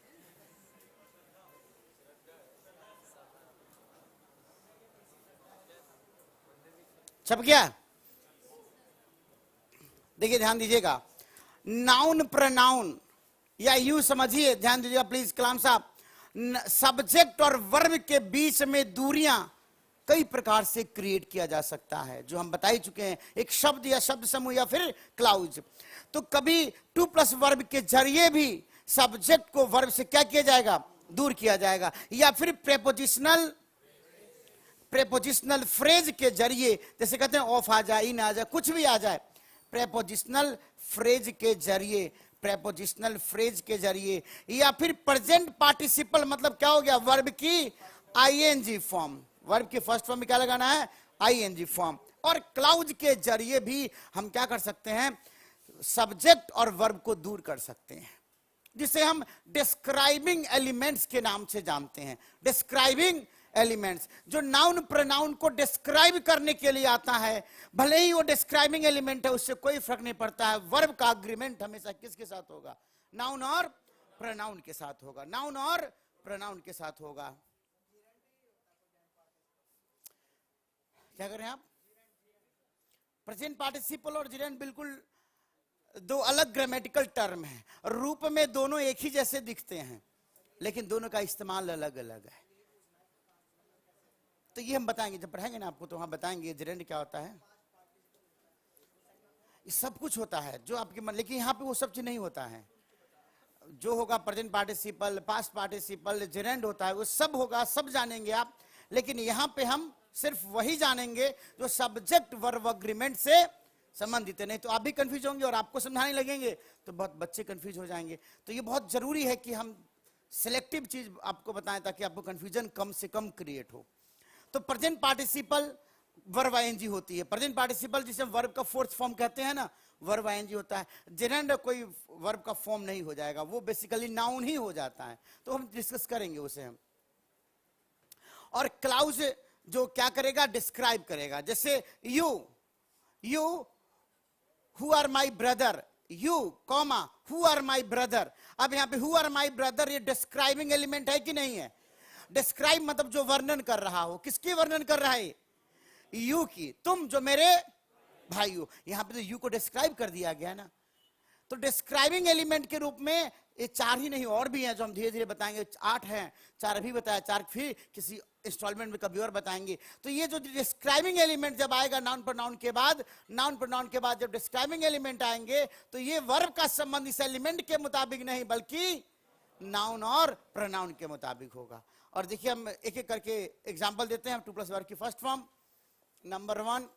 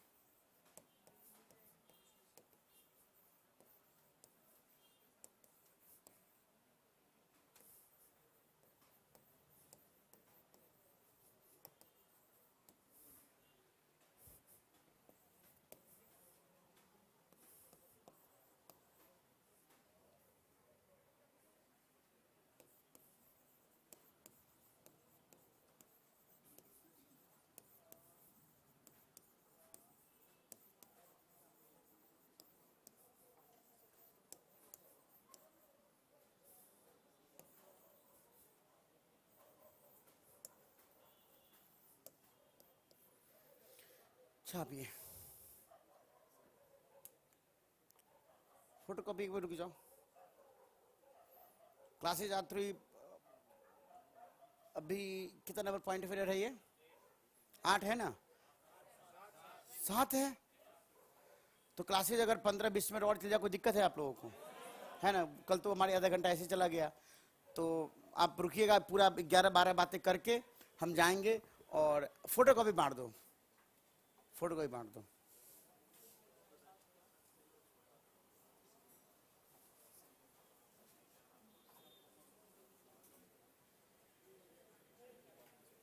और ये सारे फोटो कॉपी पीडीएफ के फॉर्म में हमारे ऐप पे आपको मिल जाएंगे।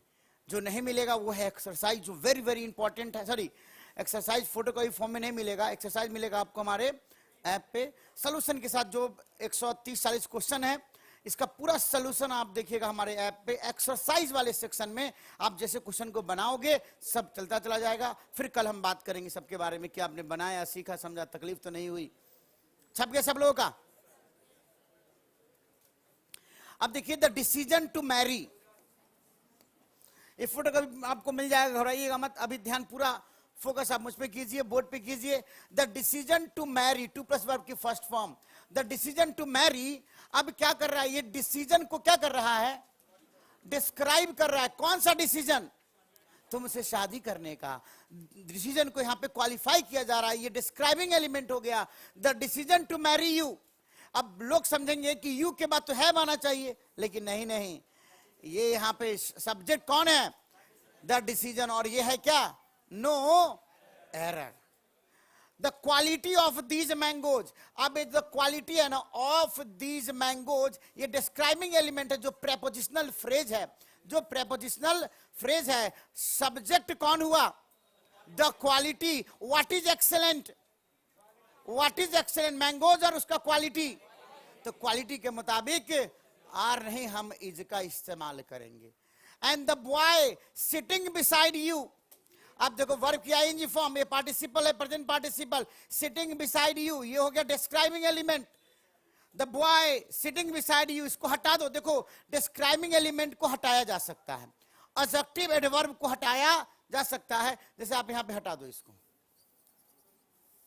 आप यहां पे इसको हटा दो, आप इसको यहां पे हटा दो, ये सब हट सकते हैं।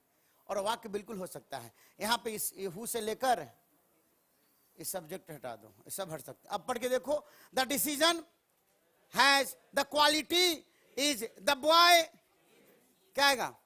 आर की जगह क्या आ जाएगा? Is. And the teacher has की जगह, हैव की जगह क्या आ जाएगा? हैज आ जाएगा। तो यहां पे the boy sitting beside you, are नहीं, हम क्या लिखेंगे? हम इज का इस्तेमाल करेंगे बॉय के मुताबिक। And the teacher who teaches all these subjects, teaches these subjects, ये पूरा का पूरा क्लाउज का पार्ट है। लेकिन वर्ब किसके अकॉर्डिंग अग्रीमेंट करेगा? टीचर। और टीचर के मुताबिक यहां पे क्या आ जाएगा? हैज आ जाएगा।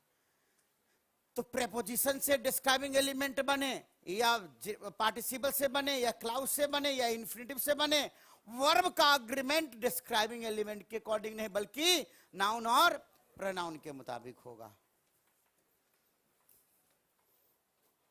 कितना नंबर है ये?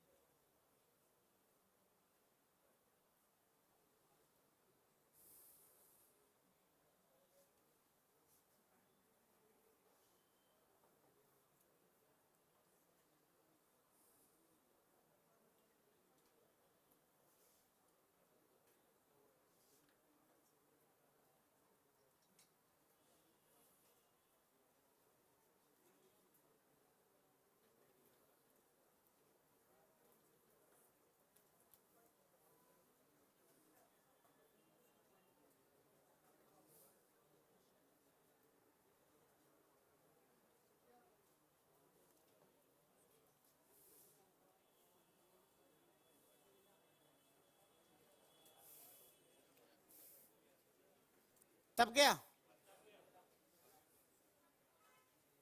दिक्कत? देखिएगा, हमने आपको बताया था कि नन बट के बाद जैसा नाउन वैसा, नन बट के बाद जैसा नाउन वैसा वर्ब, नन बट के बाद जैसा नाउन वैसा वर्ब। लेकिन नथिंग बट के बाद वर्ब हमेशा सिंगुलर ही आ रहा है। ऐसा इसलिए हो रहा है कि बट बेसिकली एक प्रेपोजिशन है, और प्रेपोजिशनल फ्रेज जब डिस्क्राइबिंग एलिमेंट बन के आएगा तो वैसे कंडीशन में स्वाभाविक है कि हम वर्ब का इस्तेमाल किसके मुताबिक करेंगे? हम पहले वाले के मुताबिक करेंगे। नथिंग एक क्या है? नथिंग एक इंडेफिनिट प्रोनाउन है जिसके साथ वर्ब क्या आता है? हमेशा सिंगुलर। लेकिन नन बट एक्सेप्शन है इस रूल का। नन बट आ जाए, नन बट एक इडियोमेटिक इस्तेमाल है, नन बट आ जाए या फिर नोबडी बट आ जाए या नॉट ब्ला ब्ला बट आ जाए, वैसे कंडीशन में उसकी चर्चा भी करेंगे कि एक्सेप्शन में और कितने हैं। ये जितने भी नन बट आ जाए, नॉट बट आ जाए या नोबडी बट आ जाए, ऐसे कंडीशन में वर्ब हमेशा नाउन प्रोनाउन के अकॉर्डिंग एग्रीमेंट करता है। लेकिन नथिंग बट जो कई बार हमारे एग्जाम में आए हैं, नथिंग बट के कंडीशन में वर्ब हमेशा क्या होगा?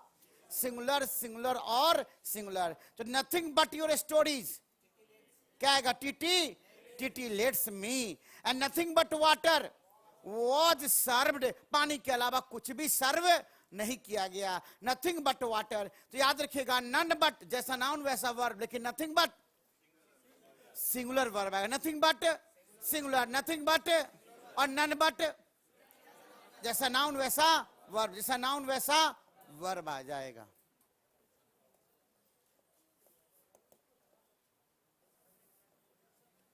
पॉइंट नंबर क्या है ये? 9।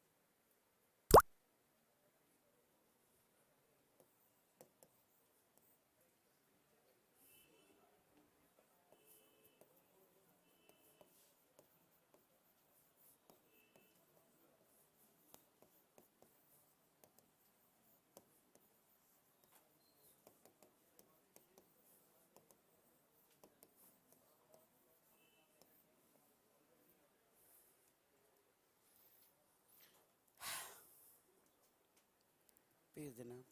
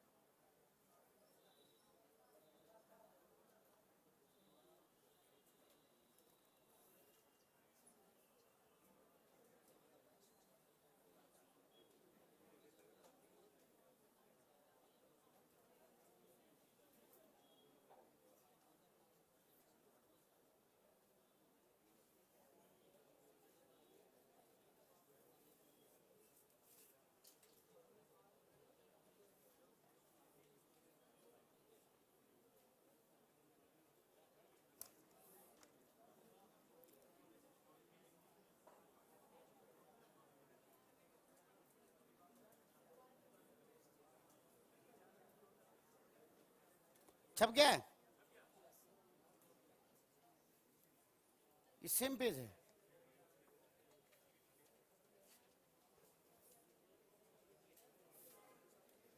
देखिएगा फिर वही बात आ गई, ईच और एवरी।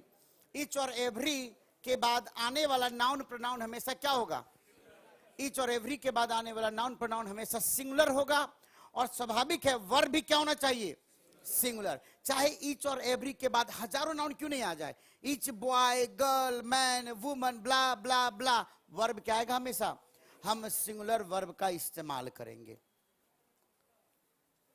ईच और एवरी के बाद एक सिंगुलर नाउन आ जाए, फिर एंड आ जाए, फिर सिंगुलर नाउन आ जाए, तो बच्चे सोचते हैं कि राम एंड श्याम क्या होता है? Ram and Shyam are plural verb आएगा ना। उसी तर्ज पे हम ये भी सोच लेते हैं कि ईच के बाद अगर एंड आ रहा है और फिर ईच आ रहा है, फिर नाउन आ रहा है, तो वर्ब क्या होना चाहिए? प्लूरल वर्ब होना चाहिए। अक्सर देखते हैं बहुत बच्चे ऐसा सोच लेते हैं कि प्लूरल वर्ब आना चाहिए कि एंड से जुड़ गया। लेकिन मैं आपको बताऊं, ईच और एवरी में कम से कम दो तो होते ही होते हैं, लेकिन फिर भी हम सिंगुलर क्यों लगाते हैं? क्योंकि एक की बात हो रही है। तो एंड से ही भला क्यों न जुड़ जाए हजारों नाउन?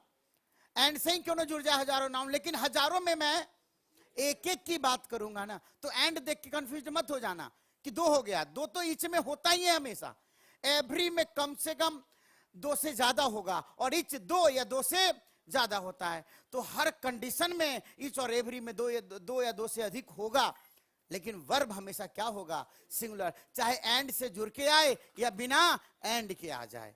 ये मैं सोचता एंड से जुड़ा तो दो हो गया, वो पहले से ही दो है, फिर भी आया सिंगुलर। क्यों? क्योंकि ईच का जो मतलब है प्रत्येक है, प्रति एक, हर एक। इसलिए हमने कहा ईच के बाद नाउन आएगा सिंगुलर, फिर आएगा सिंगुलर, फिर आएगा सिंगुलर, सिंगुलर सिंगुलर, कितना भी नाउन आ जाए, वर्ब अल्टीमेटली लास्ट में क्या आएगा? सिंगुलर। यहां भी एंड से जोड़ दो, each boy and each girl, verb क्या जाएगा? सिंगुलर। यहां भी each and every boy, girl, man, woman, verb क्या जाएगा? हम सिंगुलर वर्ब का इस्तेमाल करेंगे।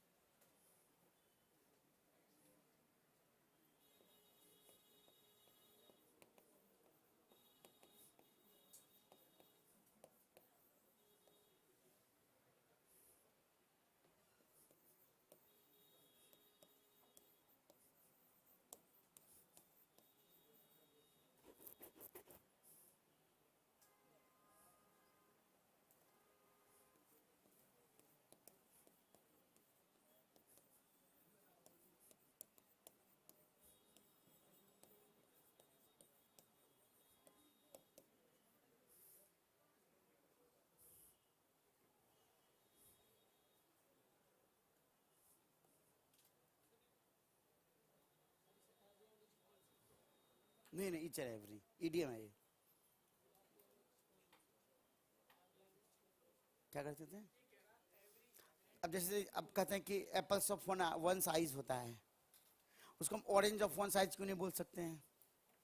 तो कुछ चीजें फिक्स्ड एक्सप्रेशन होता है, उसमें हम आप कुछ भी चेंज नहीं कर सकते। इडियम में जो शब्द इस्तेमाल हो गया, जो प्रेपोजिशन आ गया, जो आर्टिकल आ गया, वही आर्टिकल रहेगा, वही शब्द रहेगा, हम चेंज नहीं कर सकते हैं।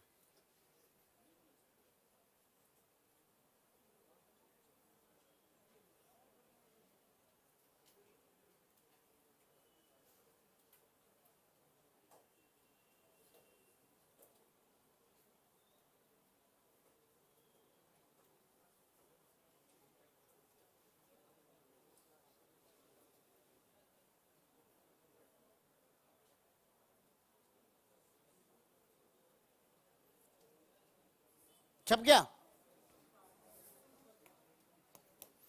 देखिए, each book, pen and bag was ever, was क्या आएगा, was given to her, मतलब हर प्रत्येक किताब, पेन और बैग किसको दे दिया गया, उन्हें दे दिया गया.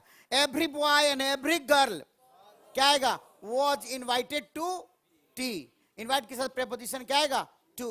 And each and every piece of advice, क्योंकि ईच और एवरी के बाद एडवाइस नहीं आया, क्योंकि एडवाइस कौन सा नाउन है, अनकाउंटेबल नाउन है, और अनकाउंटेबल नाउन के साथ नंबर डिनोटिंग शब्द का इस्तेमाल नहीं होगा, इसलिए हमने पीस का इस्तेमाल किया है. Each and every piece of advice was useful, ये है नो एरर.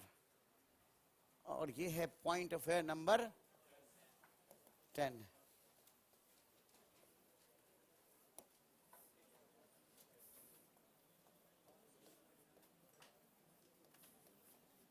ध्यान से सुनिएगा, वेरी वेरी इंपॉर्टेंट है. नीड और डेयर.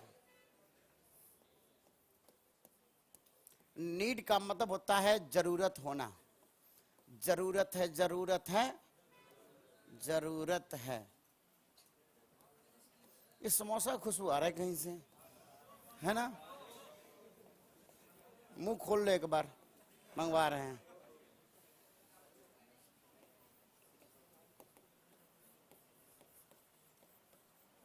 जरूरत करना, दुस्साहस करना, और या फिर होगा चुनौती देना.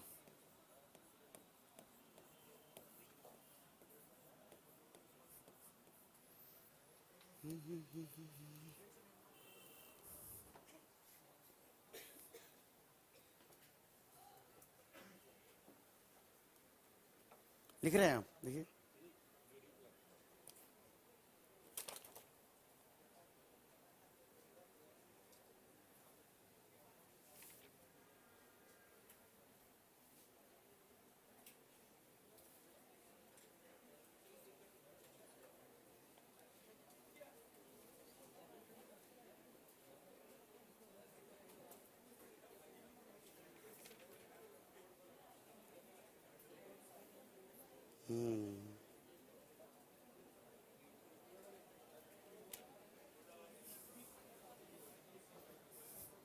छप गया है. अब देखिए, नीड और डेयर. नीड, ध्यान से सुनिएगा प्लीज. नीड और डेयर, मुश्किल से 10 मिनट और लेंगे आपका हम. नीड और डेयर, जरूरत होना, और डेयर का मतलब क्या होता है, दुस्साहस करना या फिर. तो सब्जेक्ट वर्ब एग्रीमेंट का इन दो शब्दों से क्या ताल्लुकात है, कैसे एरर बनता है, आइए इस बात को समझते हैं कि नीड और डेयर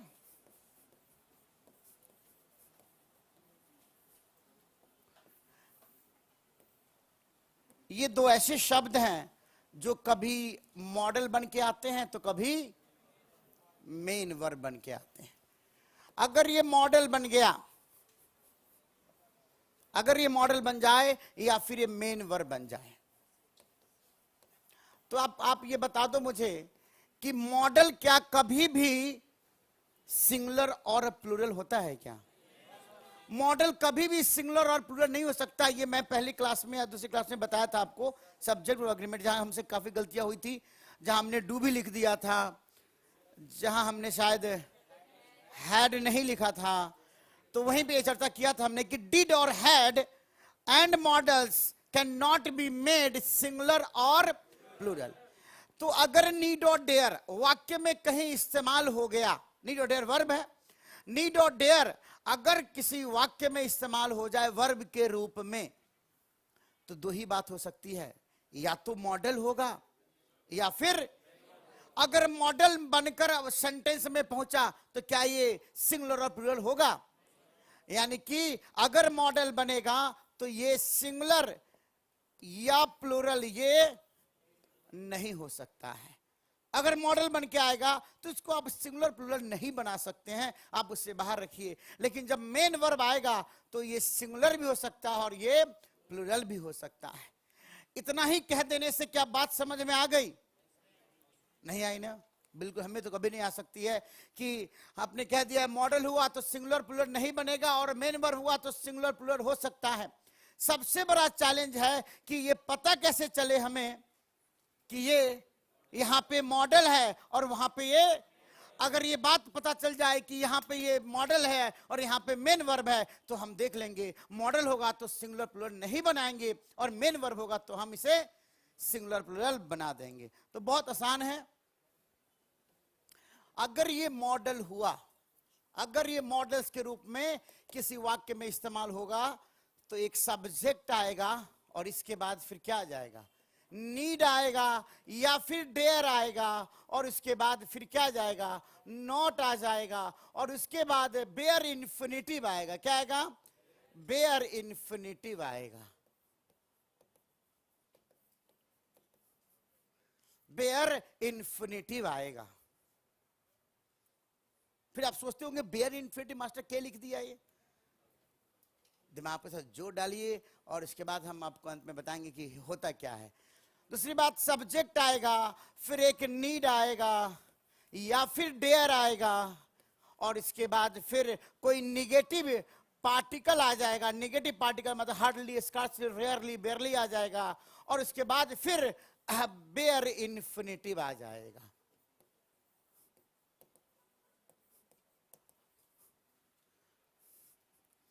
या तो फिर नीड और डेयर, नीड और डेयर, नीड और डेयर ये वाक्य के शुरुआत में आएगा, और उसके बाद फिर एक बेयर इन्फिनिटिव आ जाएगा।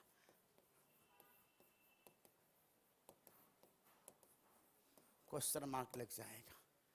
ऐसी स्थिति में जब ये तीनों पाए जाएंगे तो समझ जाना ये सब क्या है, मॉडल है। और जब मॉडल हुआ तो अग्रीमेंट ये नहीं करेगा। बाकी अन्य स्थितियों में आप मान के जाना कि क्या है, ये मेन वर्ब है। अगर ये तीन स्थिति से हटके कोई चौथी स्थिति आपको दिखी तो समझ जाना वहां पे क्या है, वो मेन वर्ब है। अभी छापिए, फिर समझते हैं। फिर आपके मन में खुजली हो रहा होगा कि मास्टर जी समझा ही दो, ये बेयर इन्फिनिटिव क्या होता है। तो बेयर मतलब क्या होता है, जैसे कहते हैं बेयर फुटेड, बेयर फुट मतलब खाली पांव, नंगे पांव। तो बेयर मतलब होता है नंगा, बेयर।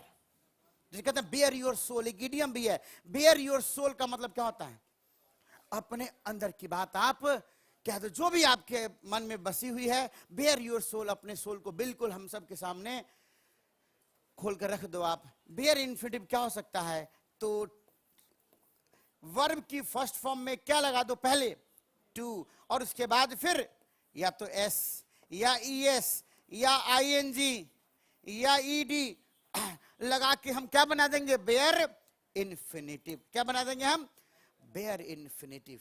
टू प्लस वर्ब की फर्स्ट फॉर्म प्लस एस, या ईएस, या आईएनजी, या ईडी। क्योंकि दुनिया में 3.5 प्रकार के लोग होते हैं। दिल थाम के बैठे रहिएगा, जाइएगा मत, क्योंकि बहुत कुछ आपसे अभी कहना बाकी है। समय तो होगा ही आपको।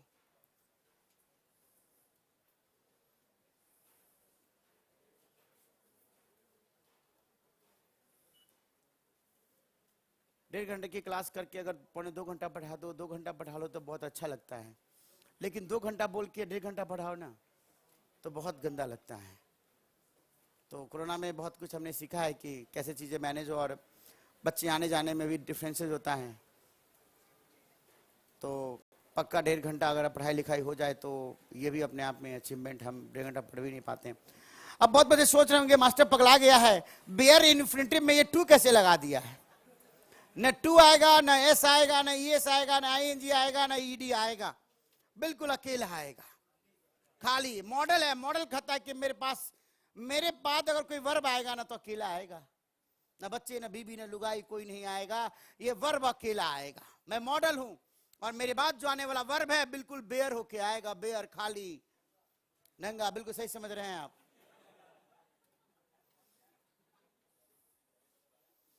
तो हम 2 चीज से पहचानेंगे।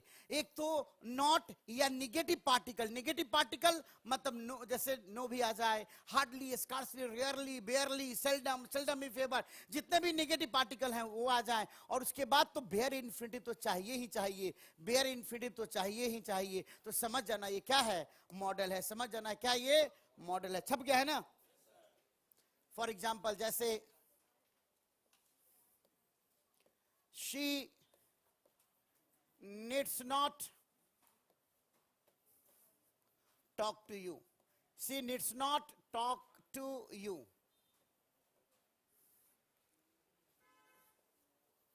She needs not talk to you.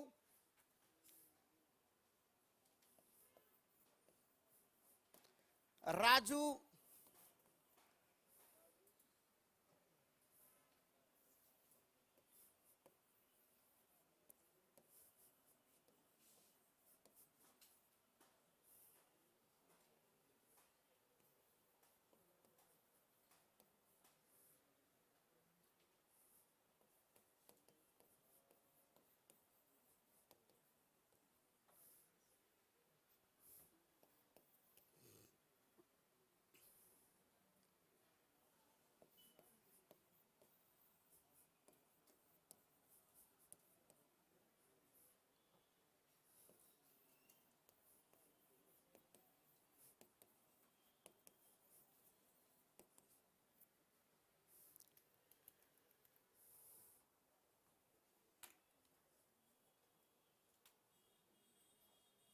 देखते हैं इसमें कौन सही बनाता है।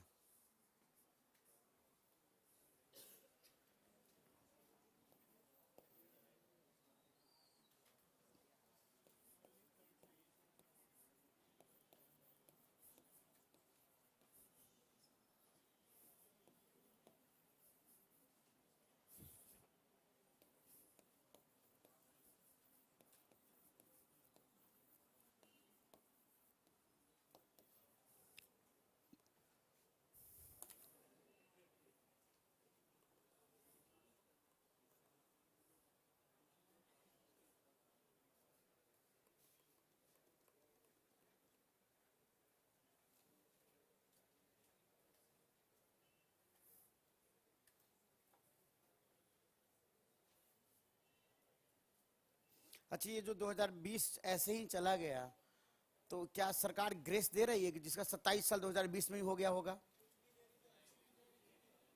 नहीं है ऐसा कुछ?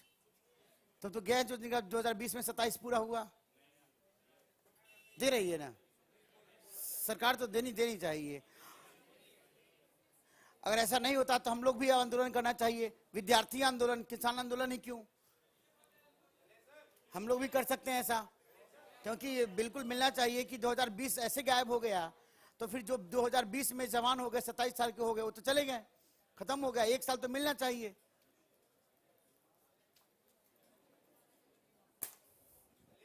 चलते हैं, राम रहीम, आप ध्यान देंगे इधर आप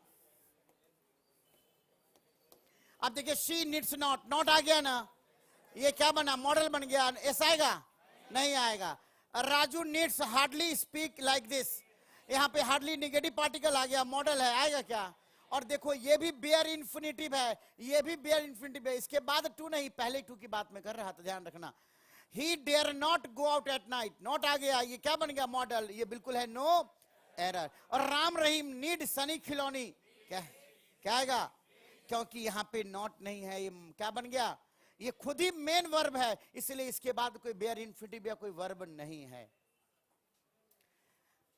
और आइए आज का ये आखिरी, कितना नंबर है ये, 10 ही हो रहा है, 11, बहुत ही सुंदर। The plus adjective, the plus adjective से एक हम प्लूरल नाउन का निर्माण करते हैं, एक प्लूरल नाउन का निर्माण होता है। किस पढ़े थे हम लोग ना भी थोड़ी देर पहले, मतलब कल परसों, किसी भी एडजेक्टिव में द लगा के उसे क्या बना दिया जाता है, उसे नाउन बनाता है। आज हम जानते हैं वो नाउन पूरे क्लास को रिप्रेजेंट करता है, वो हो जाता है प्लूरल नाउन। तो बहुत आसान है, द प्लस एडजेक्टिव के साथ आने वाला वर्ब क्या होगा, सिंगुलर या प्लूरल? हम प्लूरल वर्ब का इस्तेमाल करेंगे, हम प्लूरल वर्ब का इस्तेमाल करेंगे। लेकिन द आ जाए या ए या एन आ जाए और उसके बाद फिर कोई एडजेक्टिव आ जाए और फिर उसके बाद कोई नाउन आ जाए और उसके बाद जो वर्ब आएगा मेरे 125 करोड़ देशवासियों, अकॉर्डिंग टू नाउन आएगा। और the plus adjective the plus adjective का मतलब क्या होता है, इसका मीनिंग क्या होगा, मैं लिख देता हूं। मीनिंग जो मैं आगे जो लिखने जा रहा हूं, इसका मीनिंग क्या होगा, एडजेक्टिव, इस एडजेक्टिव को यहां रख देना और उसके बाद एक पीपल शब्द रखना, वही इसका अर्थ हो जाएगा। जैसे द रिच मतलब रिच पीपल, द गुड मतलब good people, the beautiful beautiful people, the unemployed unemployed people, the injured injured people, the brilliant brilliant people. क्योंकि इस दुनिया में 3.5 प्रकार के लोग होते हैं। बाबा 2 ही प्रकार के होते हैं, वो एक जेल के अंदर होते हैं और एक बाहर होते हैं।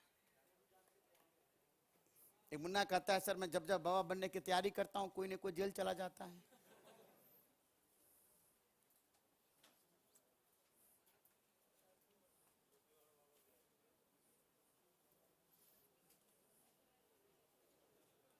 अभी एक नित्यानंद स्वामी है, हमने सुना है कि वो कहीं पे जाके पूरा टापू ही खरीद लिया है और पूरा उन्होंने अपना देश बना लिया है, और वहां पे गोपिका गणिकाएं भी बहुत सारे हैं। अब अपना कानून चलता है उनका, हिंदुस्तान से भगा दिया गया, तो उन्होंने अपना देश खरीद लिया और अपना उनका सारा साम्राज्य है, अपना संविधान है, अपने लोग हैं, और क्या दिशा ले रहे हैं। एक हम लोग हैं लगे पड़े हैं सुबह से लेके शाम तक।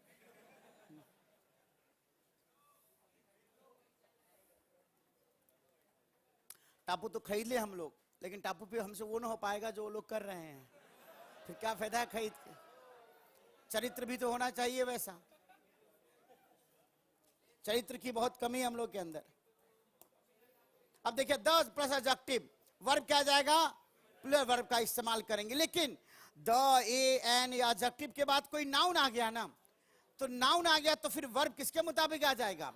जैसे the rich boy, the rich boy फिर किसके अकॉर्डिंग आएगा, बॉय के मुताबिक। लेकिन सिंपली हो द रिच तो इज और आर, द पुअर आर का इस्तेमाल करेंगे, द सिक आर का, the unemployed, the blind, the deaf, लेकिन the deaf man, the rich man, क्योंकि फिर मैन आ गया, नाउन आ गया, तो फिर नाउन के मुताबिक हम इस्तेमाल करेंगे हम। और मीनिंग तो बता ही चुके हैं आपको, आइए एग्जाम्पल समझते हैं इसे। पेज खत्म। कल मुन्नी परेशान होके कह रही है कि आज नहीं कल, तो कल एग्जाम्पल लिखेंगे। जो पेज दिया गया इसे बना के आइएगा, कल हम इसको डिस्कस भी करेंगे, और मेरे ऐप में इसका सलूशन दिया होगा एक्सरसाइज में।